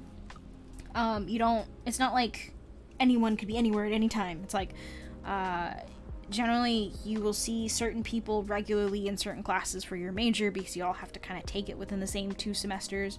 You have some leniency about picking what classes you have, every semester, but just, you know, you really get to know people. Do your homework, go to class, respect your teachers. That's all you gotta do as a freshman. And, you know, try to give yourself time to work on your own stuff as well.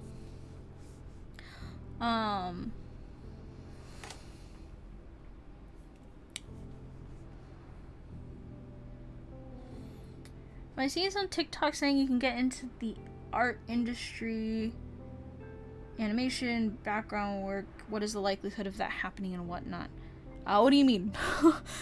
Like, they just say that you can? That it's available for jobs? Like, I don't exactly know what you mean. Like, what are they saying specifically? I mean, I started doing online stuff when I was like 11, right? 12. I opened commissions up. I didn't get any for a long while. And then someone took pity on me. Like, literally the first commission I ever got, she took pity on me and she's like, hey, I'll get this drawing. Sure. And that was probably like end of middle school. And then in high school, I think I was probably about sophomore to junior before I started like really gunning for commissions, and my Instagram was picking up, so like people started getting to know me more, and that benefited a lot, right, from that. So it depends on when you get into social media stuff. It can be easier or not as easy. I'm looking at art for a long time. Recently started drawing because of that. Picking art has been the best thing I've done. I'm glad you're enjoying it.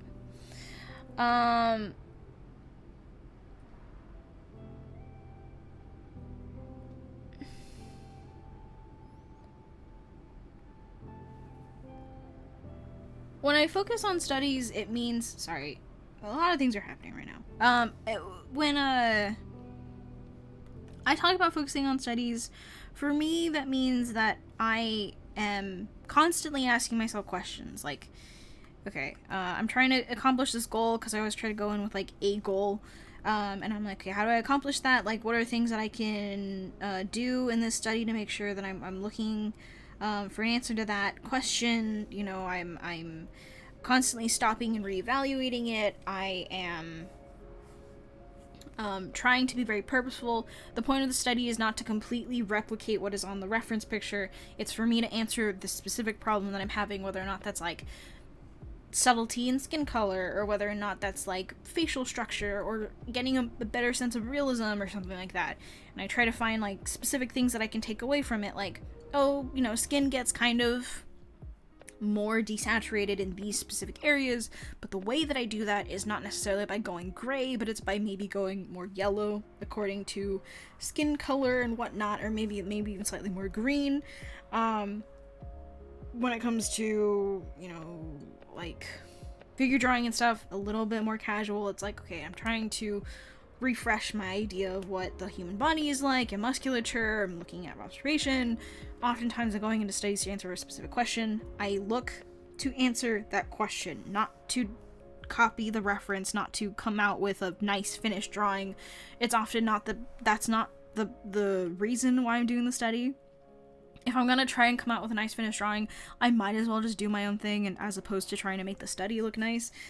Because my thing that I want to do is not make nice studies. I don't like doing studies at all. I think that probably describes or explains why, I don't know. I feel like certain fundamentals of mine are lacking. But, you know, it's just like trying to be present. I think that's tough for a lot of people. It's tough for me. It's a lot of brain power to really like figure out how to be present in what you're doing. You kind of just have to practice having your brain on and working and thinking about what you're doing and evaluating your decisions and double, triple checking it, like thinking about all the different ways that something could be different. That requires a lot of attention, and if you, at the end of a study, if you feel like your brain is about to melt, probably a good sign that you've done it right.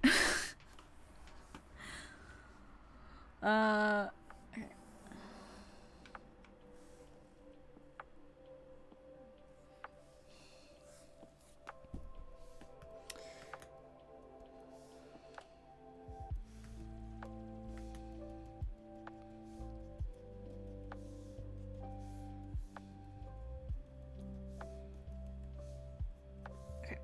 I'm gonna call this done, because I'm behind. Oh, his head's too big. No.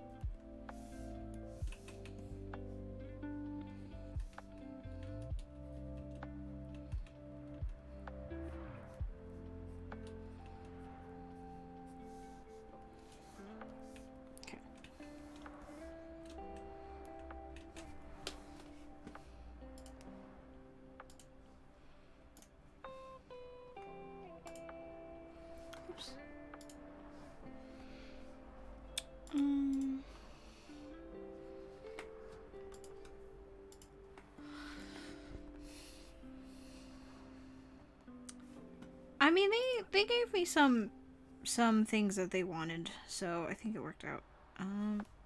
The legs are pretty awkward though.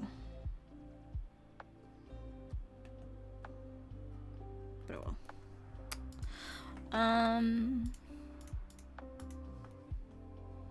Okay, so I'm gonna call this one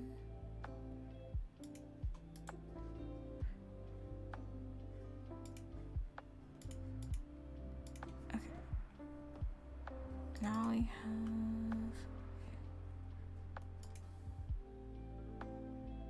Oh, is this the...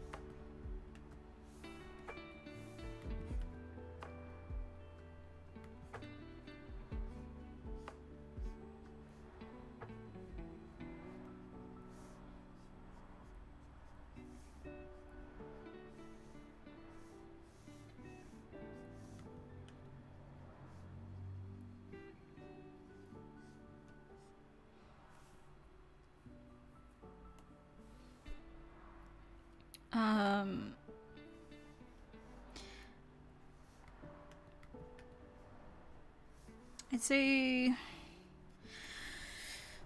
something you can do is so Peter Han has this thing. I don't necessarily like doing Peter Han stuff, but it's good if you really struggle with this. What you do is you place 2 dots in line with each other, and you... Oops. Hello. You put 2 dots in line with each other. You then, like, try to do something where, like, you ghost over the line, right? You try to, like, connect the two. They generally say, like, try to make it big enough so that you can use your whole arm to do it. And they recommend, like, moving it back and forth, right? Trying to, make this line, you know, as straight as possible. You're not probably gonna get on the first try. I really suck at this. But it's good to kind of train yourself to really look at, drawing lines is something very purposeful. So, like, the idea is that you want to just have this, like, constant motion, and then you just pull your lines over. The idea is that you want to hit both, which I don't really do very well. But if you're really struggling to find, like, an art exercise... My brush is really big, which is not the point. Right, so you see how, like, my line bows up a little bit. It doesn't hit it, and then it's, like, highest here, and then it comes down. I think that usually means that my elbow is not moving in line with the rest of my arm, right? So it's like, if your line is the highest here, I think that means that this is the shoulder. Your shoulder is not moving in line with your arm, or is it the wrist? It's either like this is wrist, elbow, shoulder, or this is shoulder, elbow, wrist. I think it's the bottom one. If your line bows up in the middle, that means your elbow is not moving in line with your arm. If it's tallest at the end, I think that means your wrist is not following through with the arm movement, right? Doing exercises where you are practicing pulling your lines outward is a concrete thing that you can do. I think there's also one where, like, you try to ghost a box and you try to complete it. And you want to complete the whole thing, right? But you don't want these little tails. You don't want open gaps, and this is not enough of a circle. But you know, you want to do stuff like that as well. So those are, like, classic exercises, right? For me, I just prefer to look at my work and say, here are the certain places where my lines are not confident enough, and kind of brute force it, and just I try to figure out, like, okay, what are some things I can do while I'm drawing that will help me make better line decisions. And for me, it was drawing slower, right? Actually, like, taking the time to really think about what I'm drawing, as opposed to, like, trying to lay down something really fast. It was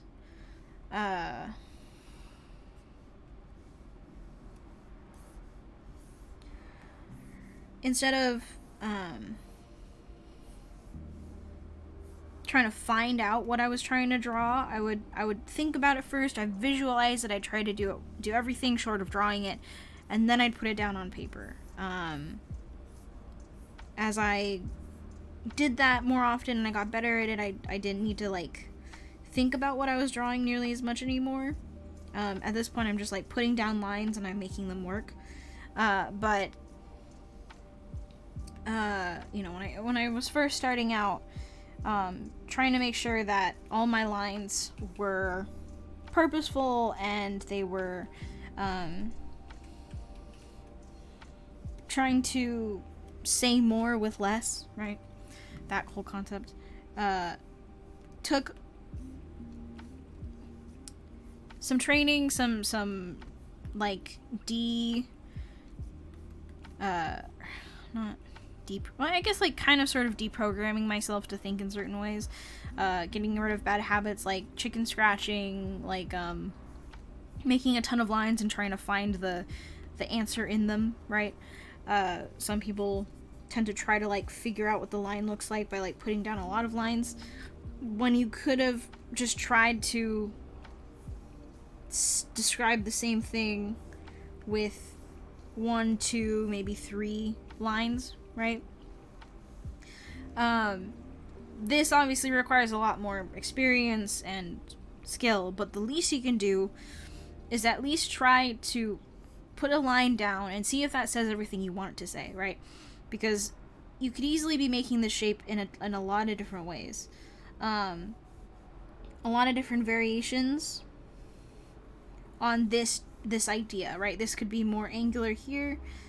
This could be sloping downward a lot more, and then it comes in, right? This could be high up top, longer at the bottom. This could be perfectly even all across, right? So many different ways to make the same idea. Every stroke is different. You have to be willing to make a decision on which stroke you want. That ease of making that decision comes with experience. The least you can do is at least start to try and make a decision, and pull out your lines a lot more. Try to draw sort of with your shoulder, more so just try to not make lines that are short. Try not to make lines that are short in great quantity, right? That doesn't necessarily help you. A good line is not made by various tiny connecting overlapping lines. It's made by one solid stroke. Delete it, erase it, do whatever you want to do, but give it a shot. Try to not use, and people describe it as line economy, try not to use a ton of lines to describe an idea or a concept. Try to be very economical with where you put all of your line work, because that in itself is a choice that you're making, right? And art in general, design in general, drawing lines, line art, all of these things, draftsmanship, are decisions that you endeavor to make, and you have to be able to stand by the decisions that you make.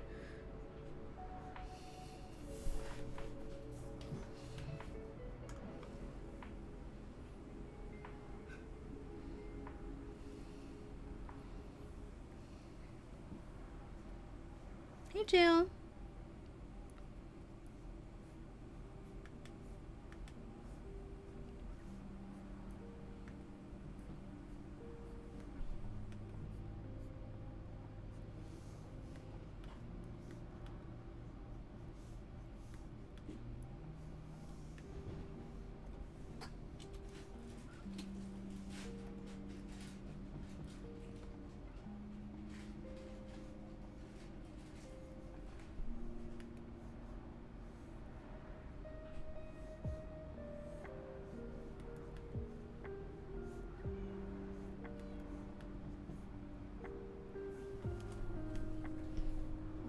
Peach pet. Yes, I'm gonna drink my tea after I give Peach pets. Where's Miss Peach? So soft today.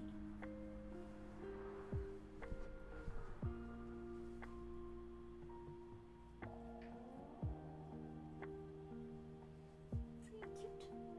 Such a cute cat. Such a cute cat. What tea am I drinking? Recently I've been drinking this, peach kiwi green tea.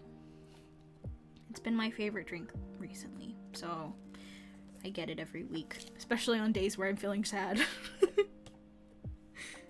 Not that today is that day, I just really like this drink.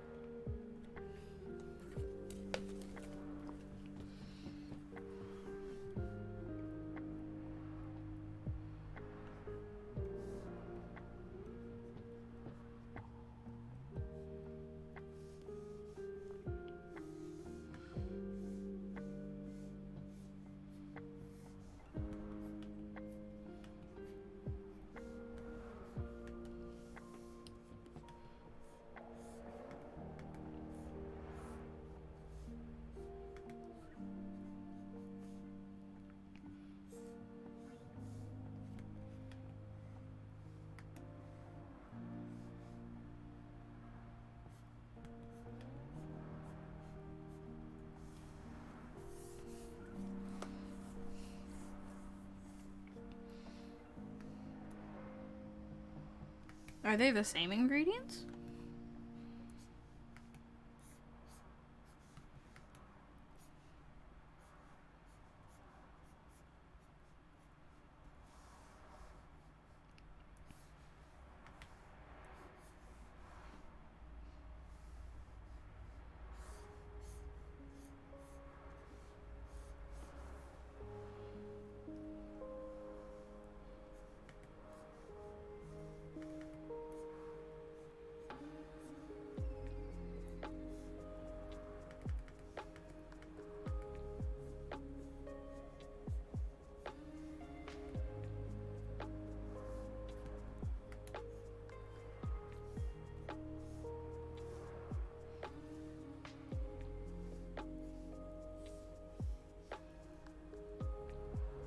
It is?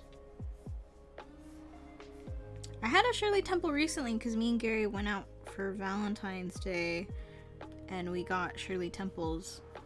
And it was really good. I hadn't had a Shirley Temple since high school. And they're so nice. I love non-alcoholic drinks so much more.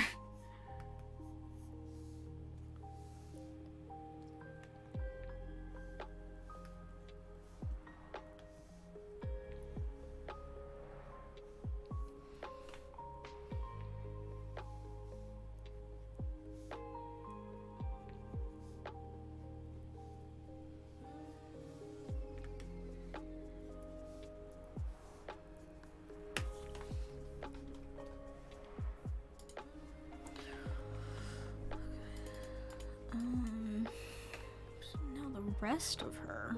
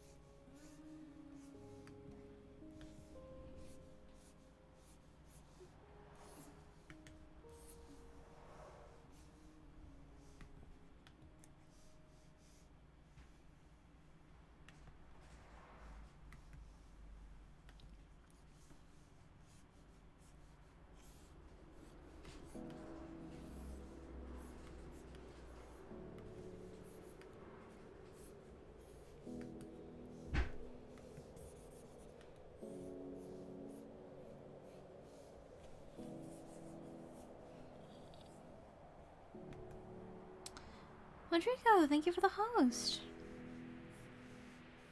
And yes, hello.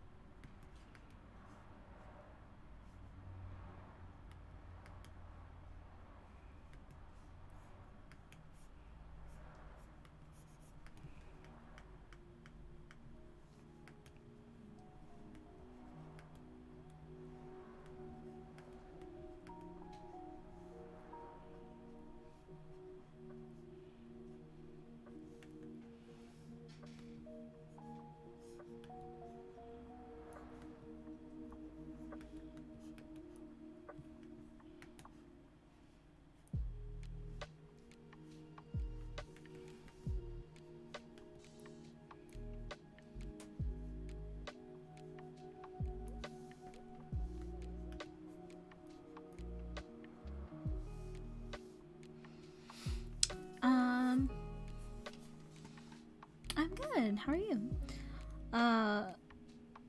Do you have a story you want to draw, for example? Or is making illustration what you want to do forever? I mean, I always would be interested in doing other things. I'm not super tied to one industry. I think like making a manga or a comic would be really fun.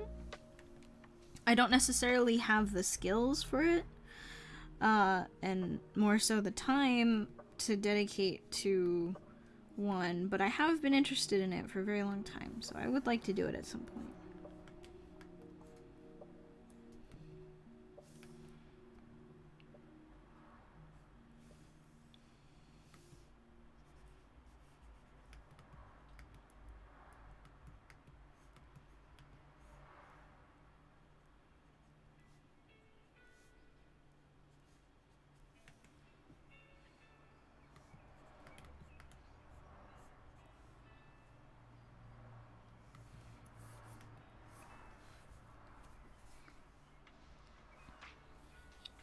Have I worked with Japanese clients? No.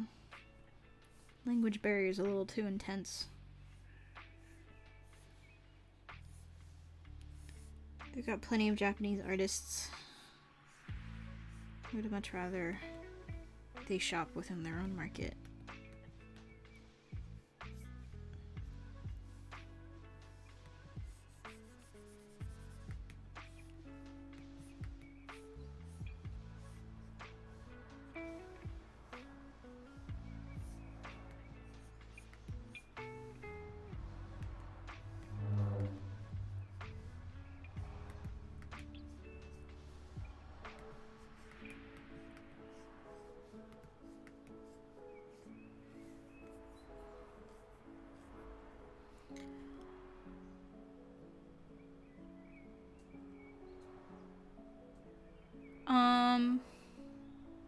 Ever thought about making an art book someday? Yeah, I have.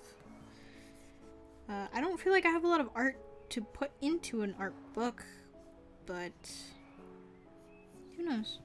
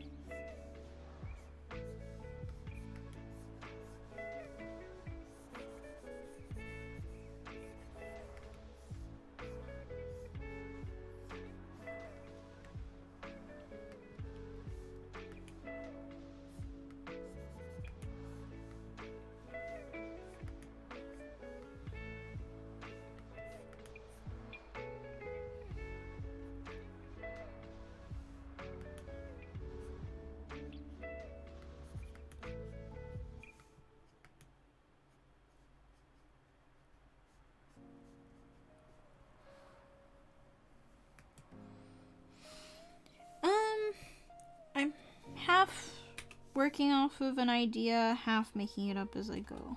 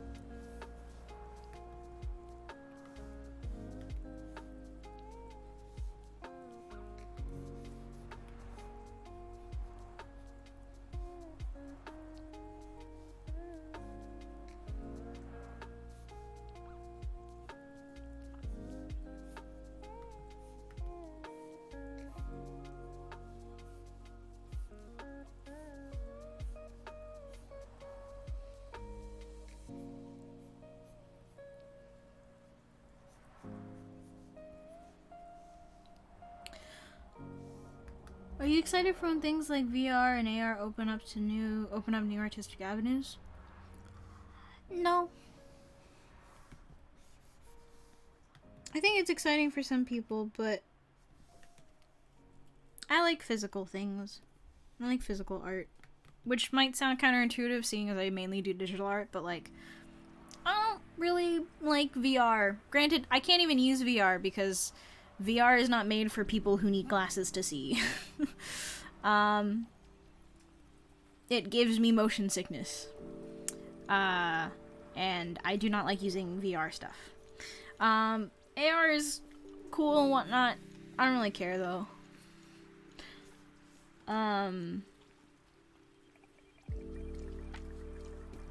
Whenever you draw, do you usually scale your drawings? I do that quite a lot, so it kind of ruins my line quality. Depends. Sometimes I do. I'd say if it ruins your line quality, maybe plan out your piece a bit more so that you know for sure like what size it's gonna be before you start doing the final line work. Oops.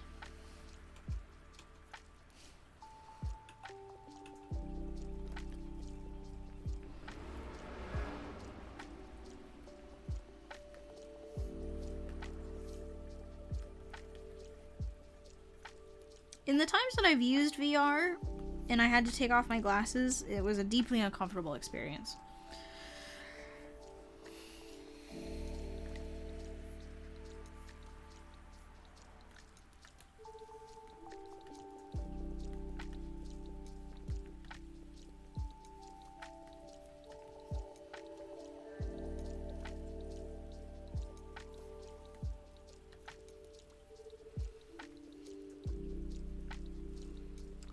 Favorite traditional medium? Pencil and pen.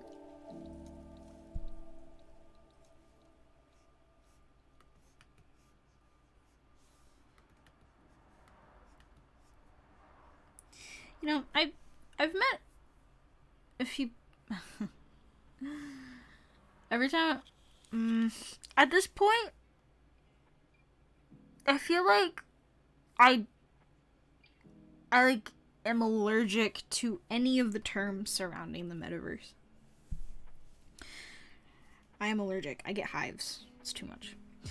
Is this character from something? I believe this is someone's concept for a Coven skin for the champion Cassiopeia from League of Legends. I think that's what this is. Thankfully, we don't get a ton of people who like are gonna talk about that, so it's fine. But yeah. Yeah. I've had conversations with people who are like, you know, wouldn't it be great if you could like use machine learning and computer generation and stuff like that and AI and whatnot to like do concept? Like you don't have to make the concepts anymore. I'm like, that's so stupid. Cause I want to do the concepts. That's like what's fun about it. So I kind of don't know. People who get super deep into like tech innovation and stuff and they try to like bleed it into art, I kind of don't like it very much.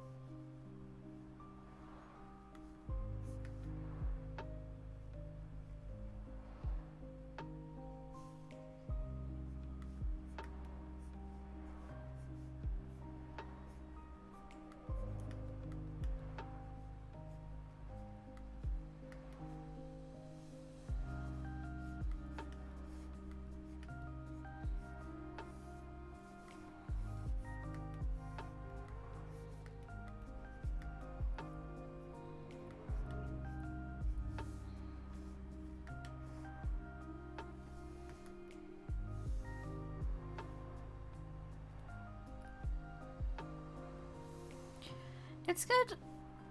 I think a lot of people are excited for it, and if there's a use for it that you find value in, then I'm happy it's around. I don't necessarily think that technology like that can be viewed so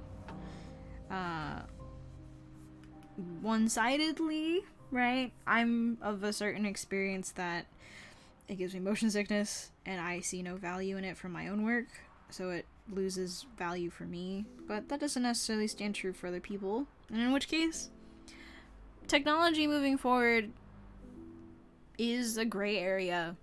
Depends on who it benefits, right? And so if it benefits you, then I am very happy for you.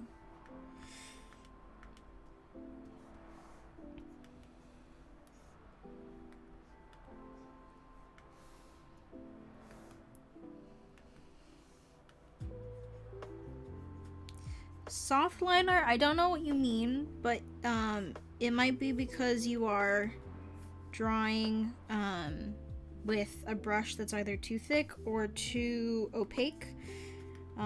This has not a ton of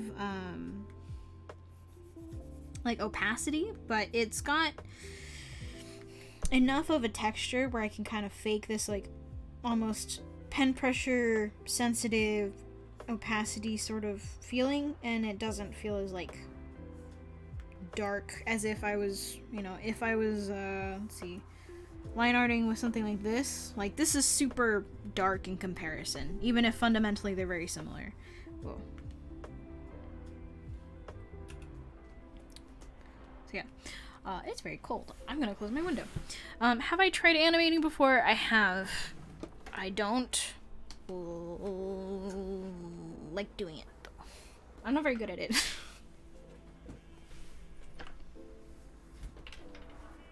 Peach, are you cold? Oh, just a little bit. Hi, Peach.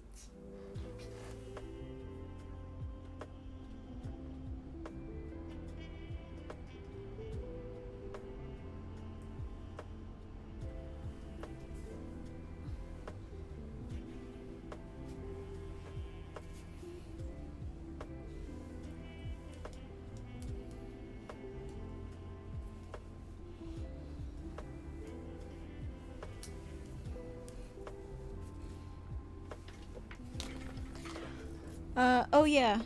I would like to do another one after this. I didn't get as much done today.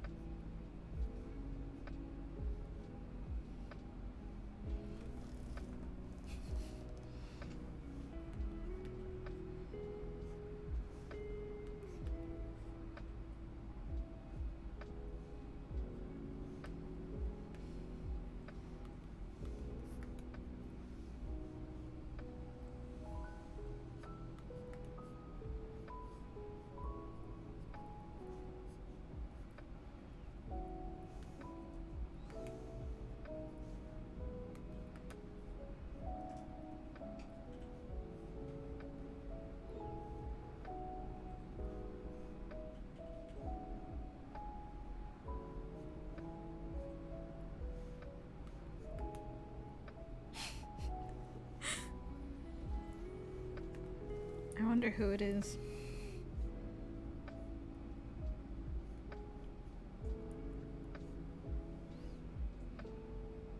Thank you, May. I appreciate the kind words.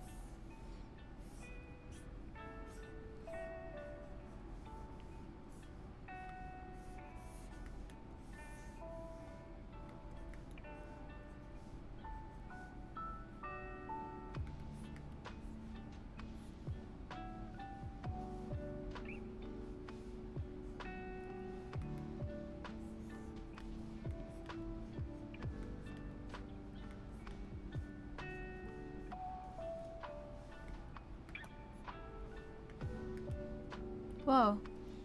I don't know when it was gonna happen, but it happened. Shoto, thank you for the raid. Thank you so much. Mwah. I know. Oh god, I keep forgetting to set up alerts. I will do that. Imagine the little maraca thing. Da, da, da, da, da. For Breath of the Wild. Imagine the Korok maraca to welcome you all. Yeah, thank you guys so much. I really appreciate it.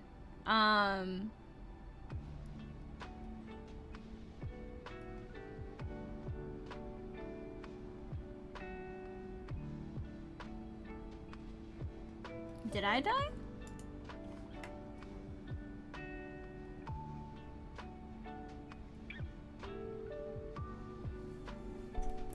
Nothing happened on my end, so I guess you guys must have crashed it. Unless my internet really is that bad.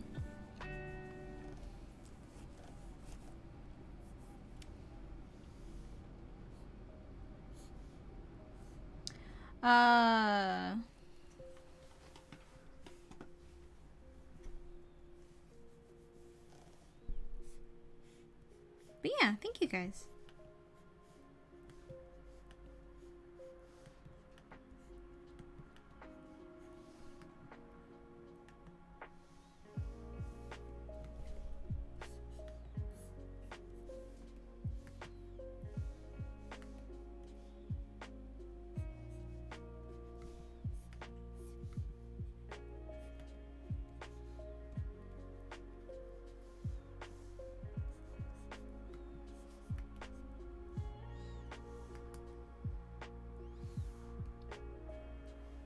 Night, Shoto. Have a good night.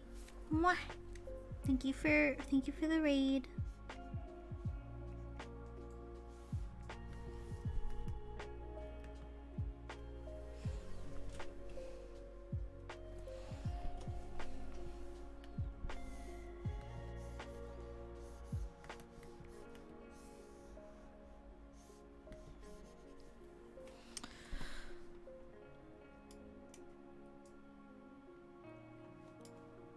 What do you mean? I mean, Shota has a very different viewership from me, so I wouldn't be surprised if the raid happened and most of them left. Like, that's probably what happened, really.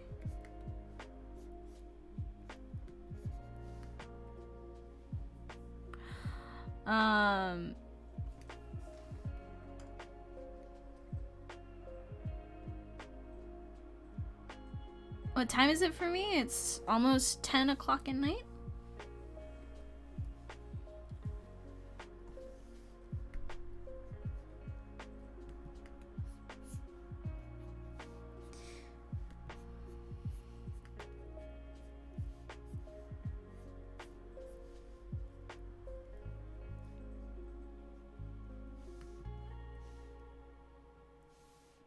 which is fine. I always appreciate when Bao and Shoto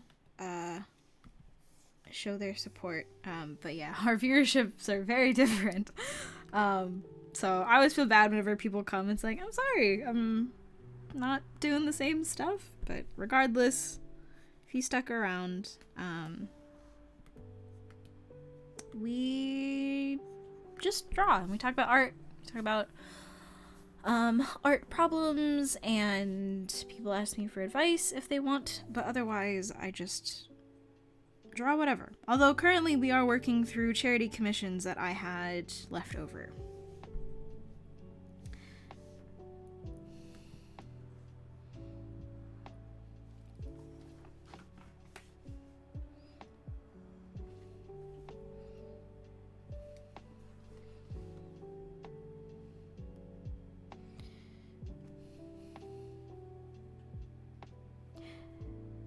Thank you. I appreciate the compliment. Yeah, so I don't typically color these. These commissions are relatively straightforward. They're just line arts. I don't color them because there are too many to color, and I don't enjoy coloring very much. So you won't see me coloring today. Unless it's a headshot, but not a ton of people ordered those.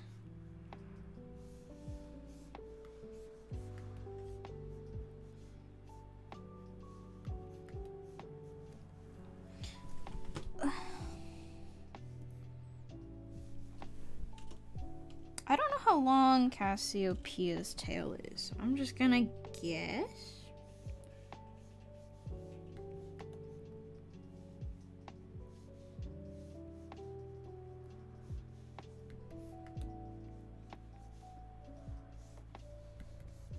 Probably not very long, because her character model has to, like, stay in the confines of the map.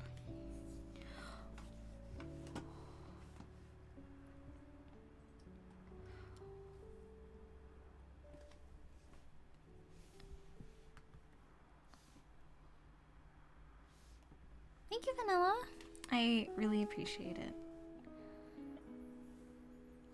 Is this Coven? No, Cassiopeia.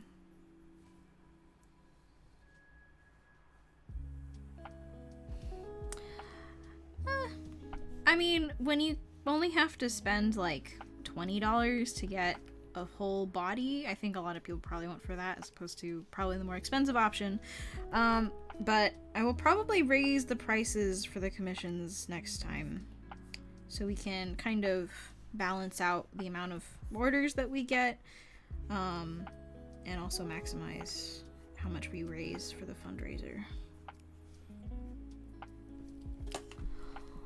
I'm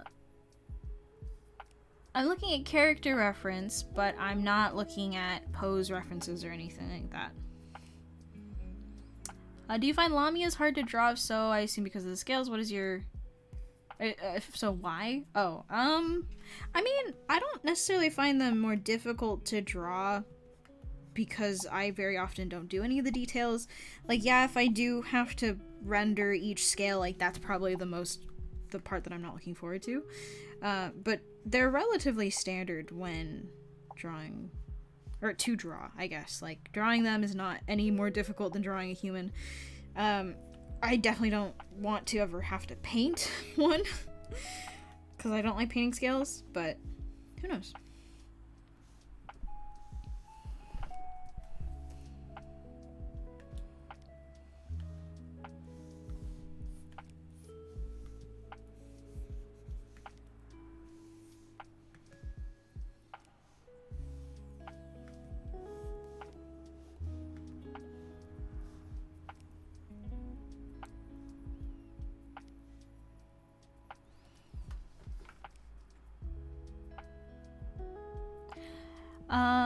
Yeah, I would like to make charities a big, like a yearly thing for my streams. But it really does depend on when I finish these, because I would like to take a break I've been working on these, like, the charity happened back in 2020. I only work on these commissions during stream, and I had to take a break from streaming halfway through 2021 for work. And so I'm pretty behind. Luckily, everyone's been very patient, but I've been working on these since 2021. I would like a break after we get through everything, which we only have about 60 left. 65-ish, maybe. After that, I would like to restart the charities again because it's something I always wanted to do with my platform if I ever got streaming to be like more legitimate. So I definitely want to keep doing it. But we just kind of have to see what I have time for, because I would like to work on more things like just like stuff that I want to draw during these. So we will see. They didn't really give me like the end of her, so I don't know if she ends in any particular way.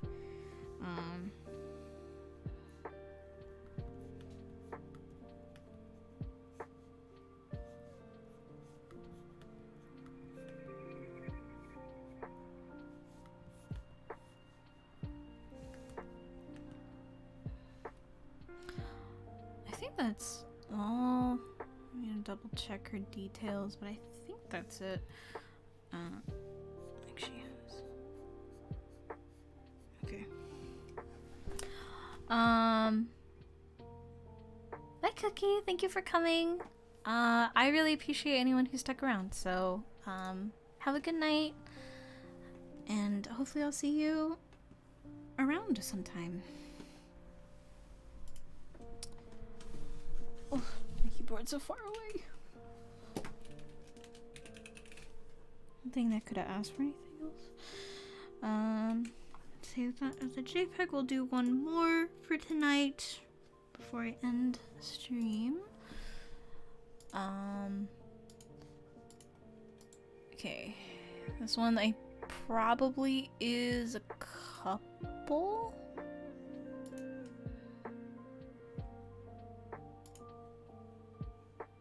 Oh, they made like a whole PowerPoint presentation. That's fun. Okay. So,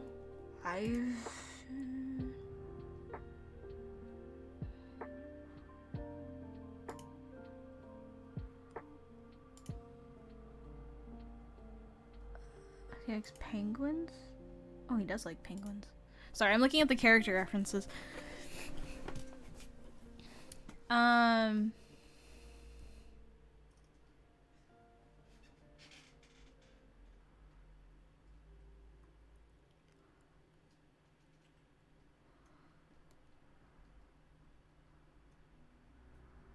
Let me see. How do you color flats so quickly? Do you paint them manually or fill them in? Certain programs make it easier for you to fill them in.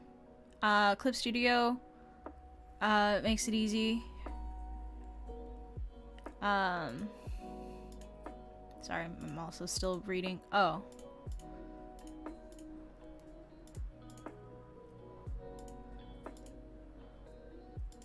Okay, so they gave me examples of other... Okay. So these two are existing characters. Okay, that makes sense.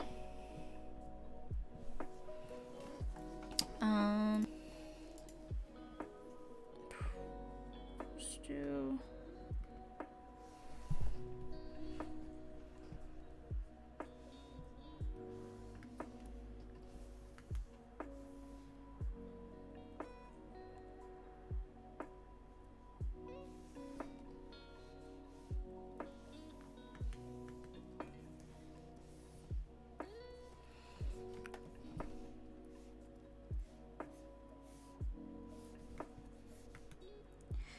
But yeah, so what I do, sorry, I totally lost my train of thought.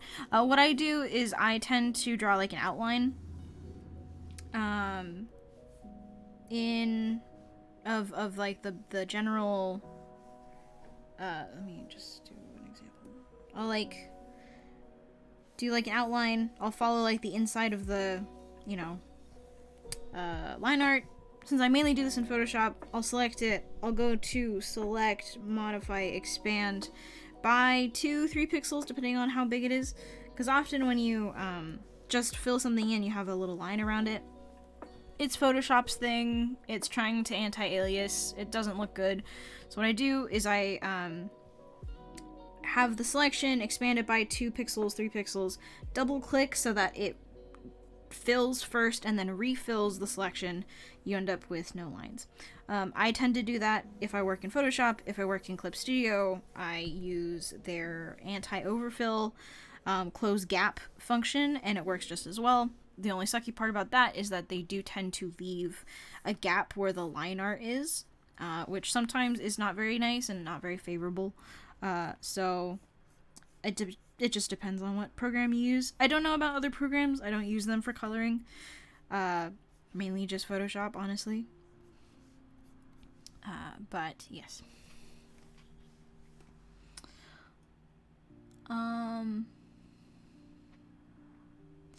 Thank you, Henry. I appreciate you checking out my work.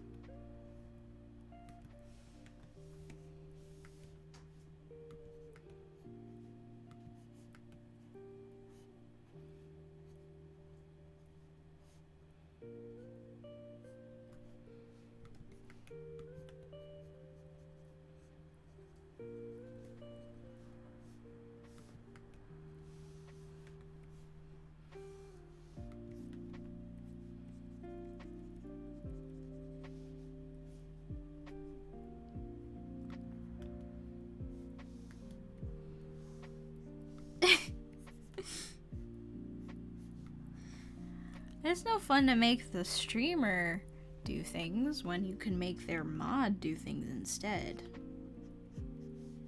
I feel like collectively, most of the points redeemed have been for you to like make you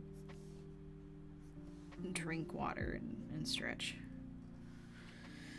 Is it hard to find clients in as a freelance artist in the beginning? Yes, it is. It is pretty tough because you don't have the network, you don't have the reputation for getting into freelance. It is tough. But it is something that you can build, something you can actively build. And it does get easier the longer you do it, the more commissions you do, the more you expand, both in like types of products you make. If you go so far, you become a small business, or if you just kind of take on personal stuff, you can ask for higher and higher prices the more people commission you, and you can make it into a livable wage. It just takes time, dedication, and a willingness to be patient, because it's kind of like a new business opening up in different places. You kind of need to get the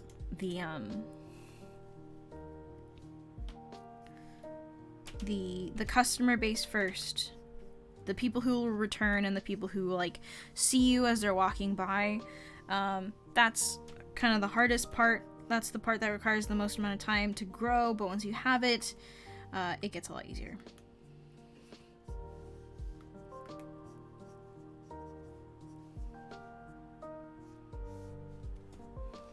Who is the other one?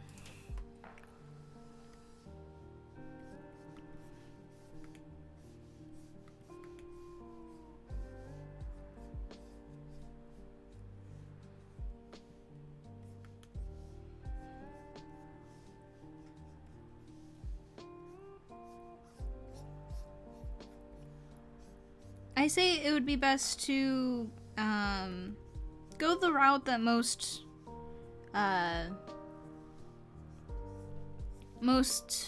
people that do commissions take, where you put yourself out there, have your social media stuff, have samples out there, have your prices out there, and then just kind of keep posting, keep getting people interested, do some fan arts once in a while to get people from that side to commission you.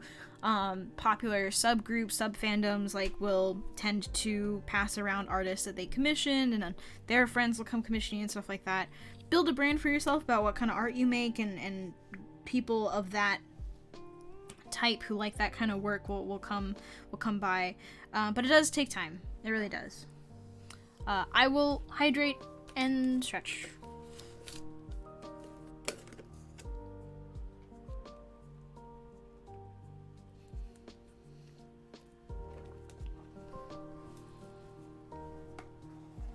I'm going to give my cat Peach a smooch because I was told to, so give me a second. Peach! You have been given... I've been given orders. I must give you the biggest smooch, the smooch.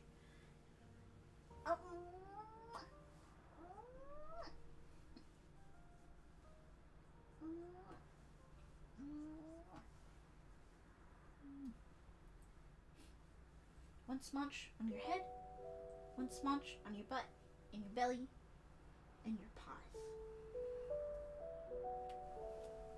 The cutest. Oh wait, I gotta stretch.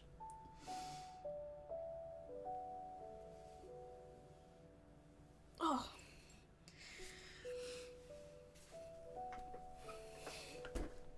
Oh, I feel like nowadays when I stretch, I feel my bones too much.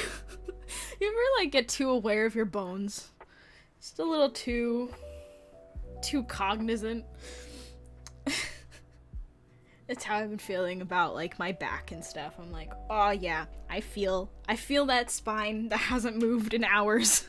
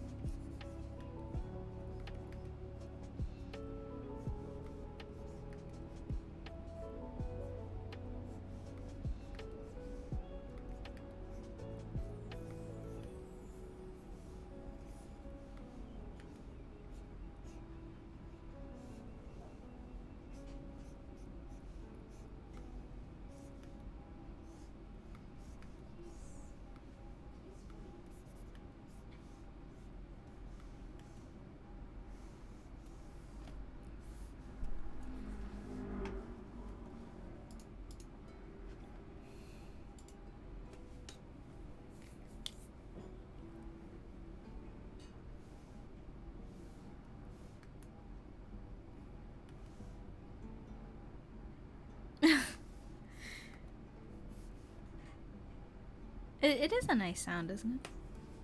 I remember when I was testing out the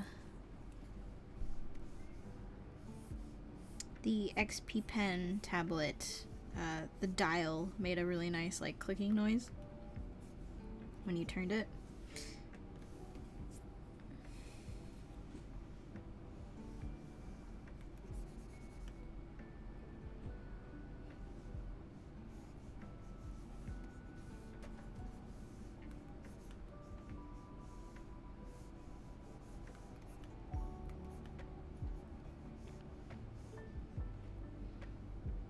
Maybe in the future I can do something like that where it reacts. Don't exactly know how to do that, but maybe.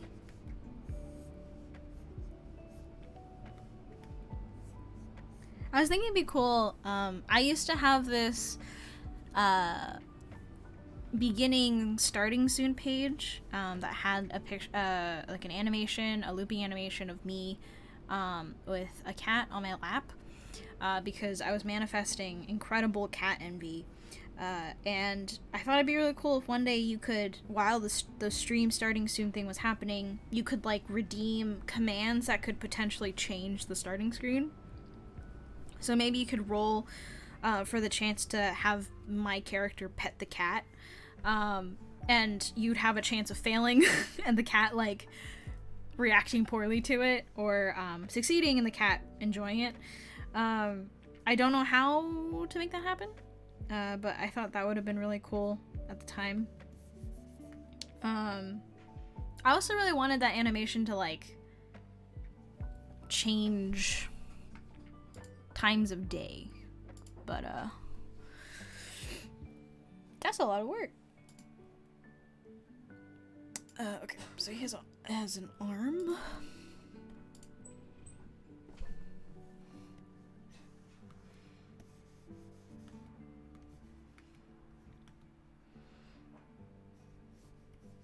That is a... Sorry, I just said he has an arm. He has a mechanical arm. Bionic arm.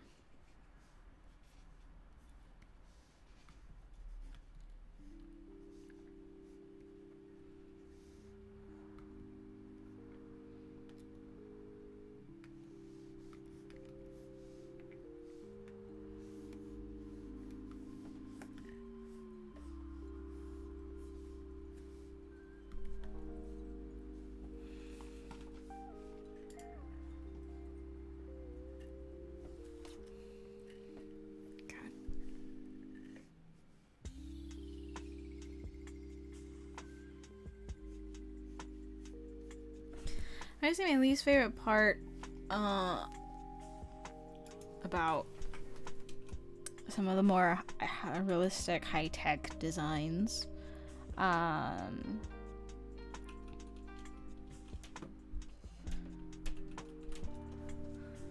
is that I actually got it right. They're just impossible to redraw.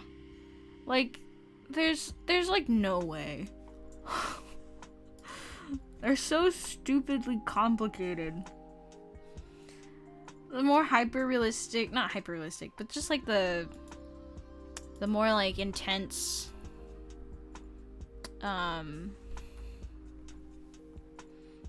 designs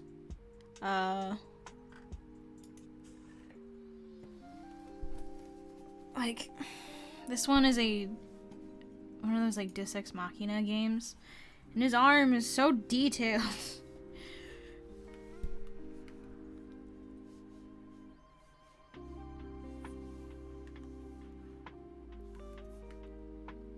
There's like this mechanical arm with all these pieces to it. God forbid I ever draw hard surface things. I'm probably not gonna draw all the details. Just some of them.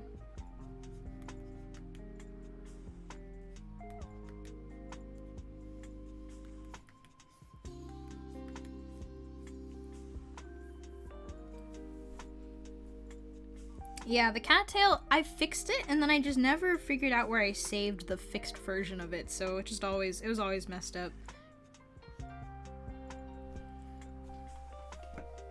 This song is a little loud in my ears. I'm gonna soften it a little bit.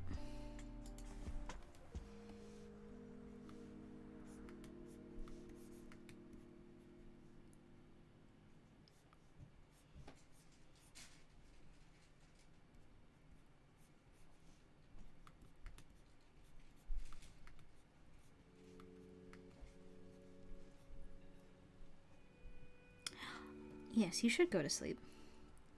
Have a good rest, Asura. Thank you for coming.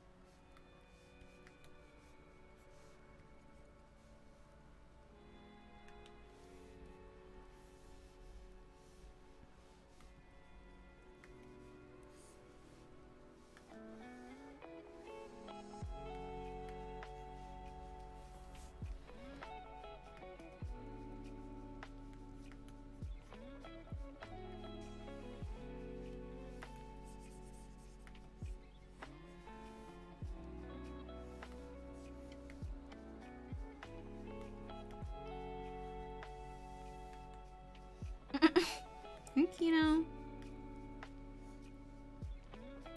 how long have I been working in the industry? I'd say I only really started working in the industry in 2020. So since then, I'd say. Because everything before then, I was kind of just doing like freelance stuff, but not really working on anything like super serious. And then I think 2020 is when that changed.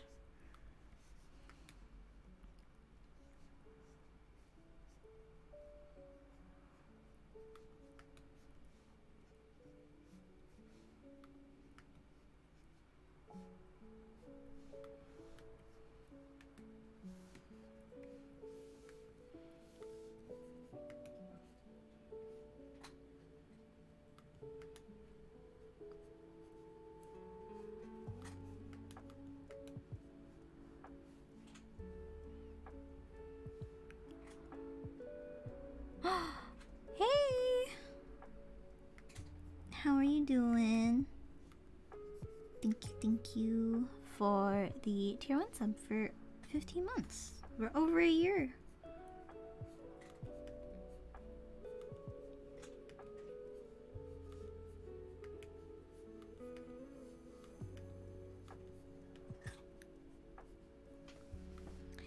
You know, at what point, how close to the campaign do we have to be until we can like legally bully Gary for not showing us his character yet?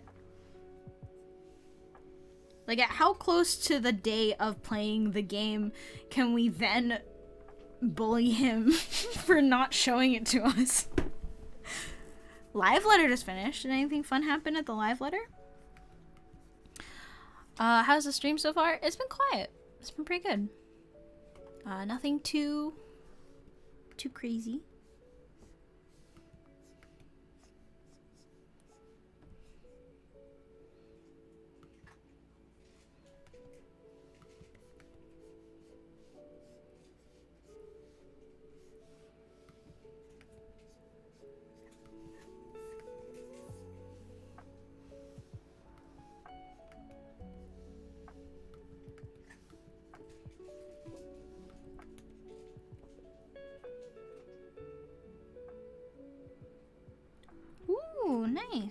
for him.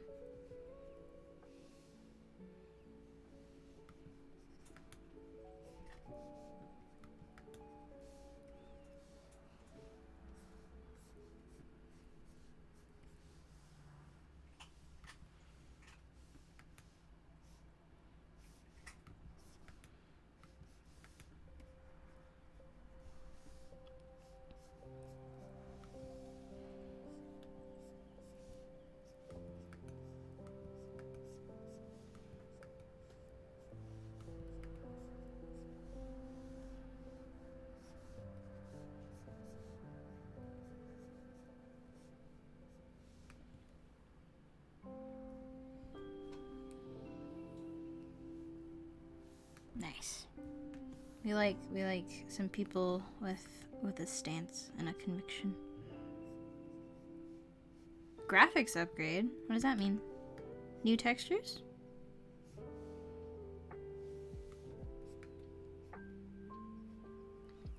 Hey, Strawberry.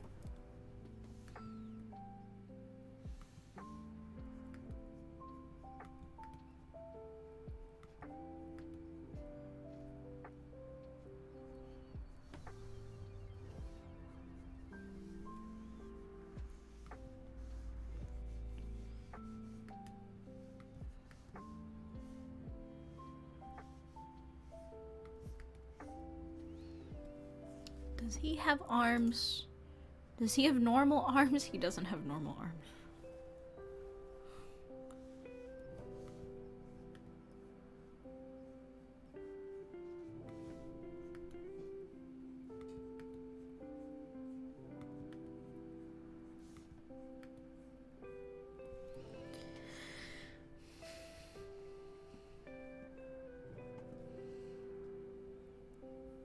Lighting upgrades improved, character models improved textures. Nice. Good, good. Good to know.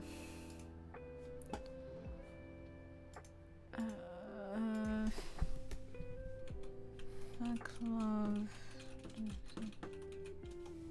Hey, sorry. How are you? I don't know if it is actually. It's... I mean, if you want to overcomplicate drawing hands, then yes. But, you know, I don't necessarily think that what they do is super... Like, drawing augmented mechanical stuff is not really, I think, as good of a... What is it? Just, like, in general, as telling of a...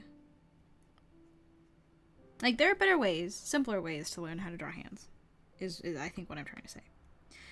Drawing mechanical robot parts just complicates things.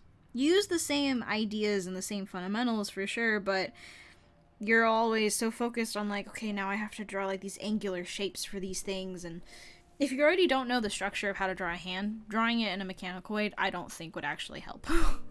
I think it would just make it a lot more stressful. Because they tend to want to fill the space with as many, like, details as possible to make it more interesting, right? Because that's kind of the appeal of any kind of augmentation. But they're not always in your favor.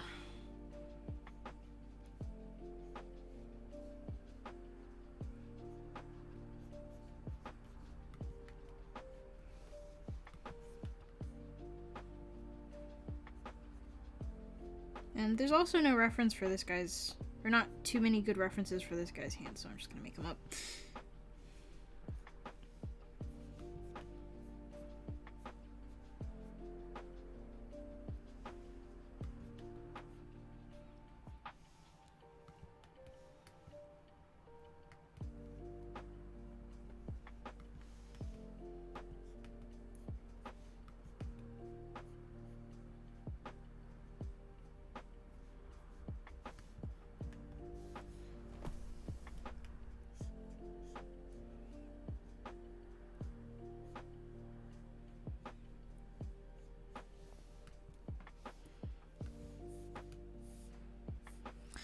what this guy's...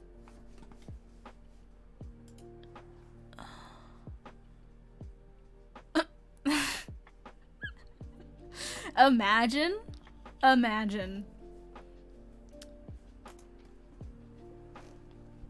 An MMO that looks like that. I mean, I guess the Korean MMOs kind of look like that, if I'm gonna be honest. But they kind of don't run very well.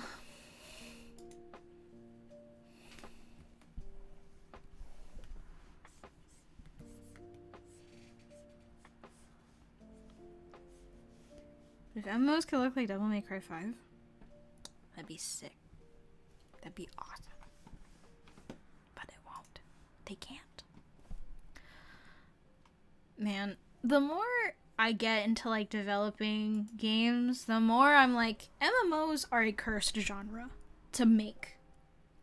Open world, MMO type games are a cursed genre. They are, on a technical level, such a stupidly complicated task. Designing wearable systems so that people can like dress the way that they want, an absolute disaster of a problem to try and solve. No one's gonna be totally happy because of all of the compromises you had to make. You're limited in how you design future items. You have to make all these decisions and hope you made them well enough so that you don't have to completely rehaul it like 5-10 years later. A nightmare.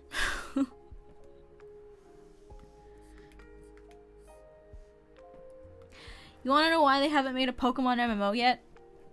Because the idea of making an MMO where you could call out AI generated things that you can control, and have everyone be doing their own thing with their own Pokemon.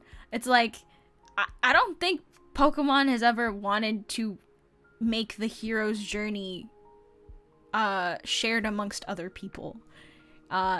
Like, it's such an expensive process. It's so incredibly hard to tune right, and it also has to look good. Like,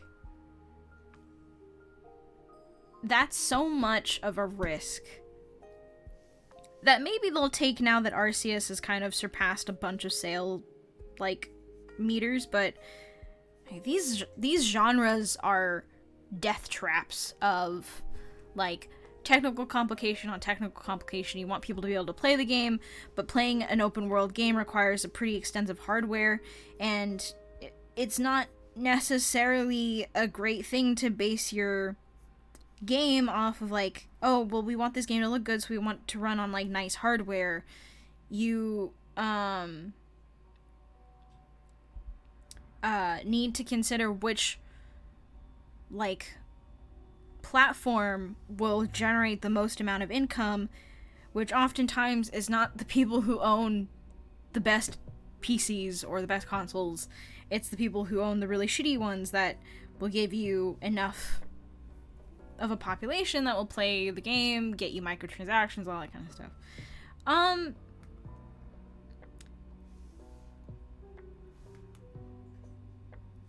I guess, I don't know, they're not rendering other characters at the same time. It's still an individual experience.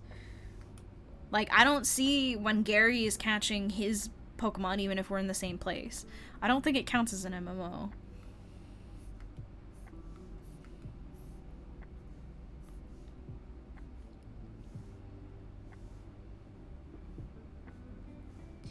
I could be wrong, but I feel like in order for it to be an MMO, like, you have to be able to be in the same space as other people, right? It would be an RPG if you're playing another character. Or playing a character in a story. I don't know. Actually, I don't know what makes it an RPG. But, since I can't actually engage with other people, maybe the battles, like the raid battles in Pokemon Go count as MMOs. Pokemon Go.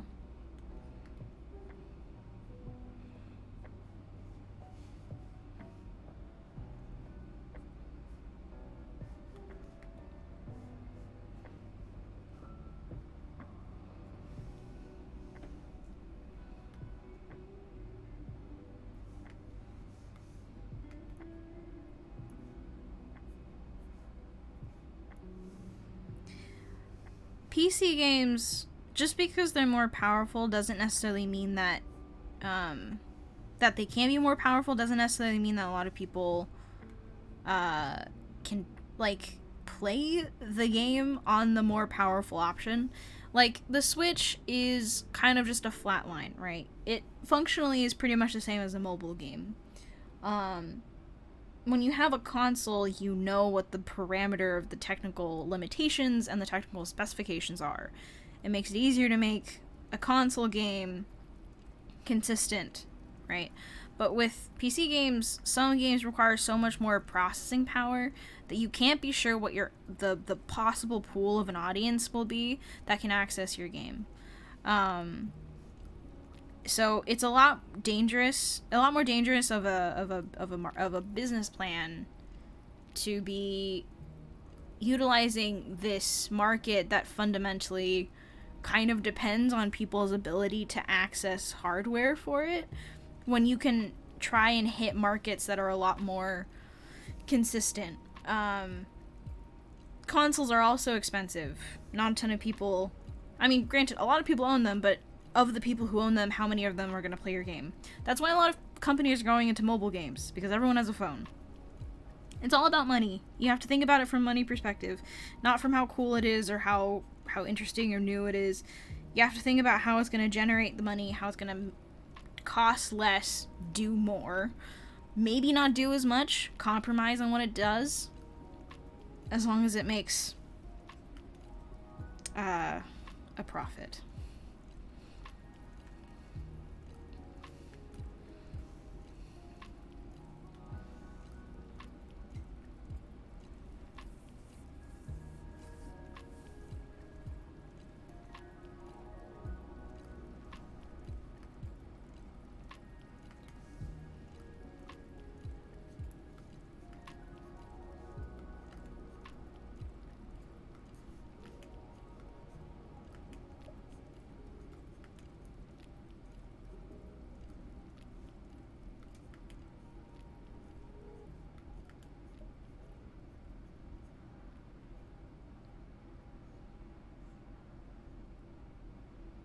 I mean, that's what what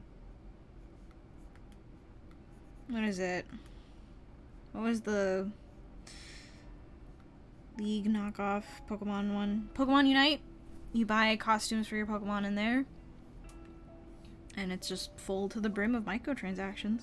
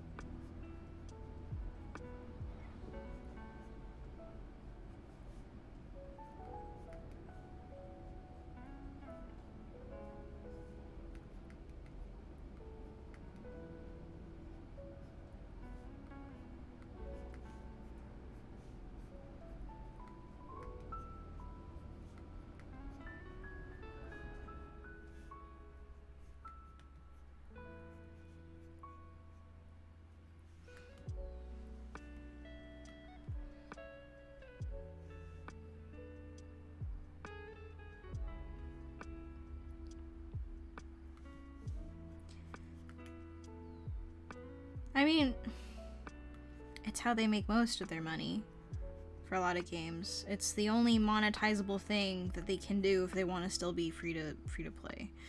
So, but the thing is just designing wearables means that inherently you have to compromise.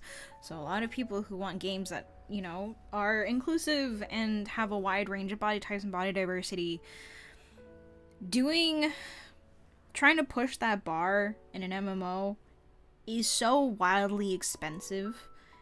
It's a cursed genre, is really all I'm saying.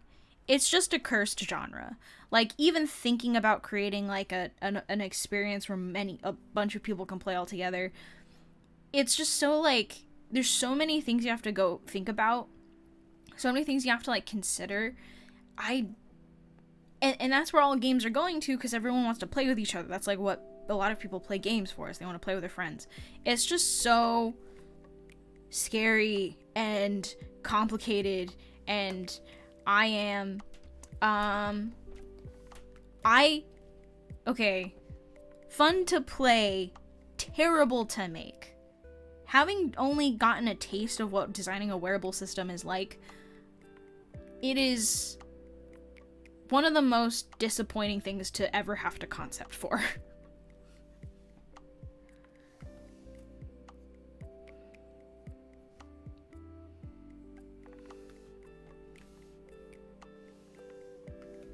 Because all you ever hear is just, oh, we can't do that. Oh, we can't do this. Oh, well, because the rig is like this and the proportions are like this, we can't change the size of this. It's just going to look really funky. Oh, yeah, the head has to be really small. The neck has to be really long, way longer than you're comfortable with, because we need to have these body types be the exact same.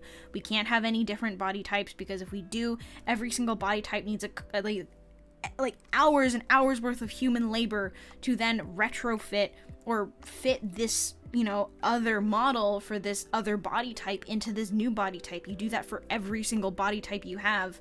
So you might as well just not have any body types. Okay, well, now we are stuck with this super boring default character just because we wanted to have a ton of outfit options, and then we've completely gone against like what we wanted to in the first place, which was to have people be able to feel like they're playing themselves and their own character in this game. Well, you can't even make a character that looks that different from itself. Well, the only thing we can do is make a ton of different hairstyles, a ton of different whatnot, hope they can pick their own skin color, eye color, hair color, but then, you know, it's just like, it's such an overcomplicated process, and I hate doing concept for those things. It honestly almost soured my experience playing MMOs. Like, logging into Final Fantasy XIV and then thinking about, like, oh, yeah, of course they couldn't do this. Like, because, fucking, then they have to think about, like, how big this body has to be. Where's the animation rig? They're probably all on the same animation rig, so that it's just scaled differently, and that's why everyone has these weird feet, because they all have to be wearing heels, because having heels in a game means that all of your animations have to be rigged to a certain height so that they don't go into the ground when they're animating. So everyone has to be wearing these weird sandal-like heels, because they have to account for the fact that when a character is going to be animating and moving their feet, they have to be animating from the same angle so that the foot moves at the same time. It's so fucked. It's terrible to think about.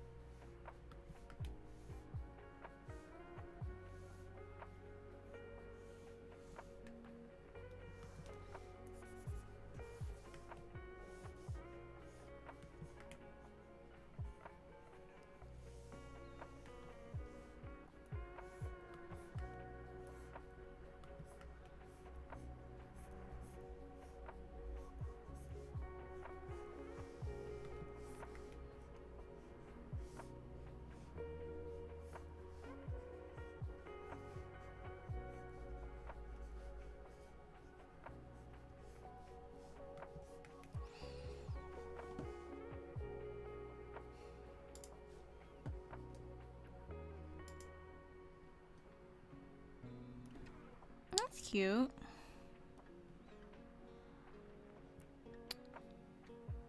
I don't think I probably only really like the first or maybe the second one, but oh, there's a fat cat hoodie.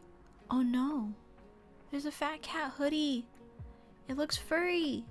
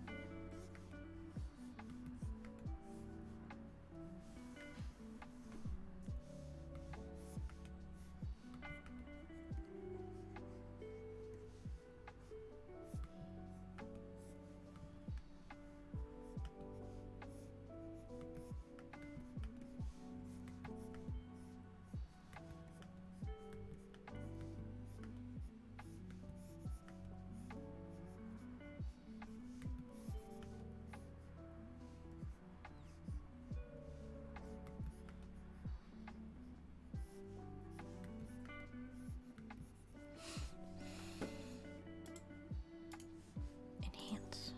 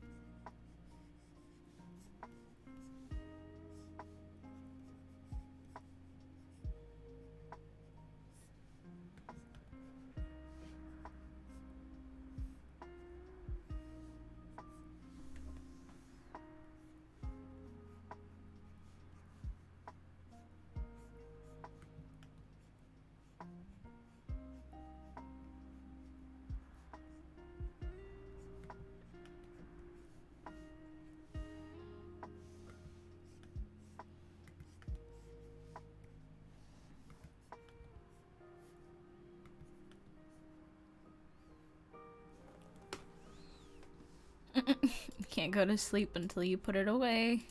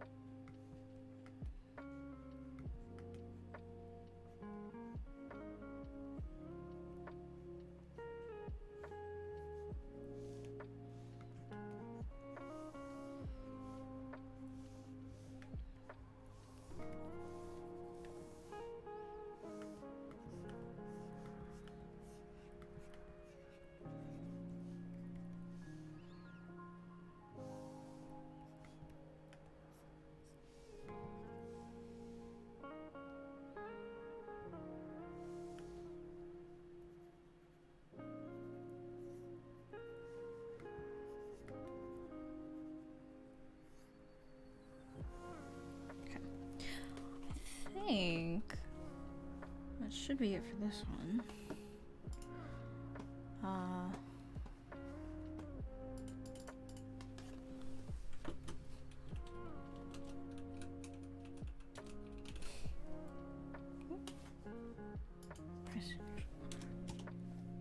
Okay.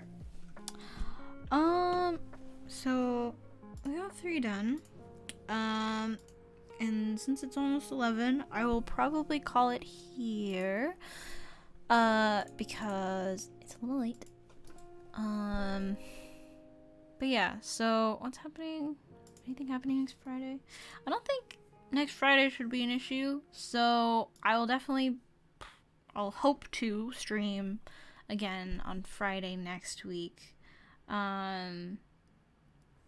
So assuming that nothing happens, which I don't think anything's planned for next Friday, but I'll let you all know. But yeah, thank you guys so much for coming. As always, I'm always super grateful for anyone who comes by and sticks around, especially any of you guys who came from Shoto's raid. If you stuck around, I really appreciate it. I know, I'm sorry. I hope that you can watch the VOD and feel like you were here. I really appreciate you coming by, even if we're ending. We should have a highlight of this for a while, so if you do want to rewatch it for any reason, you can. But yeah, it's been really nice getting to hang out with you guys again. Very peaceful, very calm, and I really appreciate that all of you guys are cool with that and want to hang out with me. But yeah, so I will end it here for tonight. Thank you everyone for coming. I hope you guys stay safe, stay healthy, take care of yourselves until I see you next week. And yeah, stay safe. I'll see you all next Friday.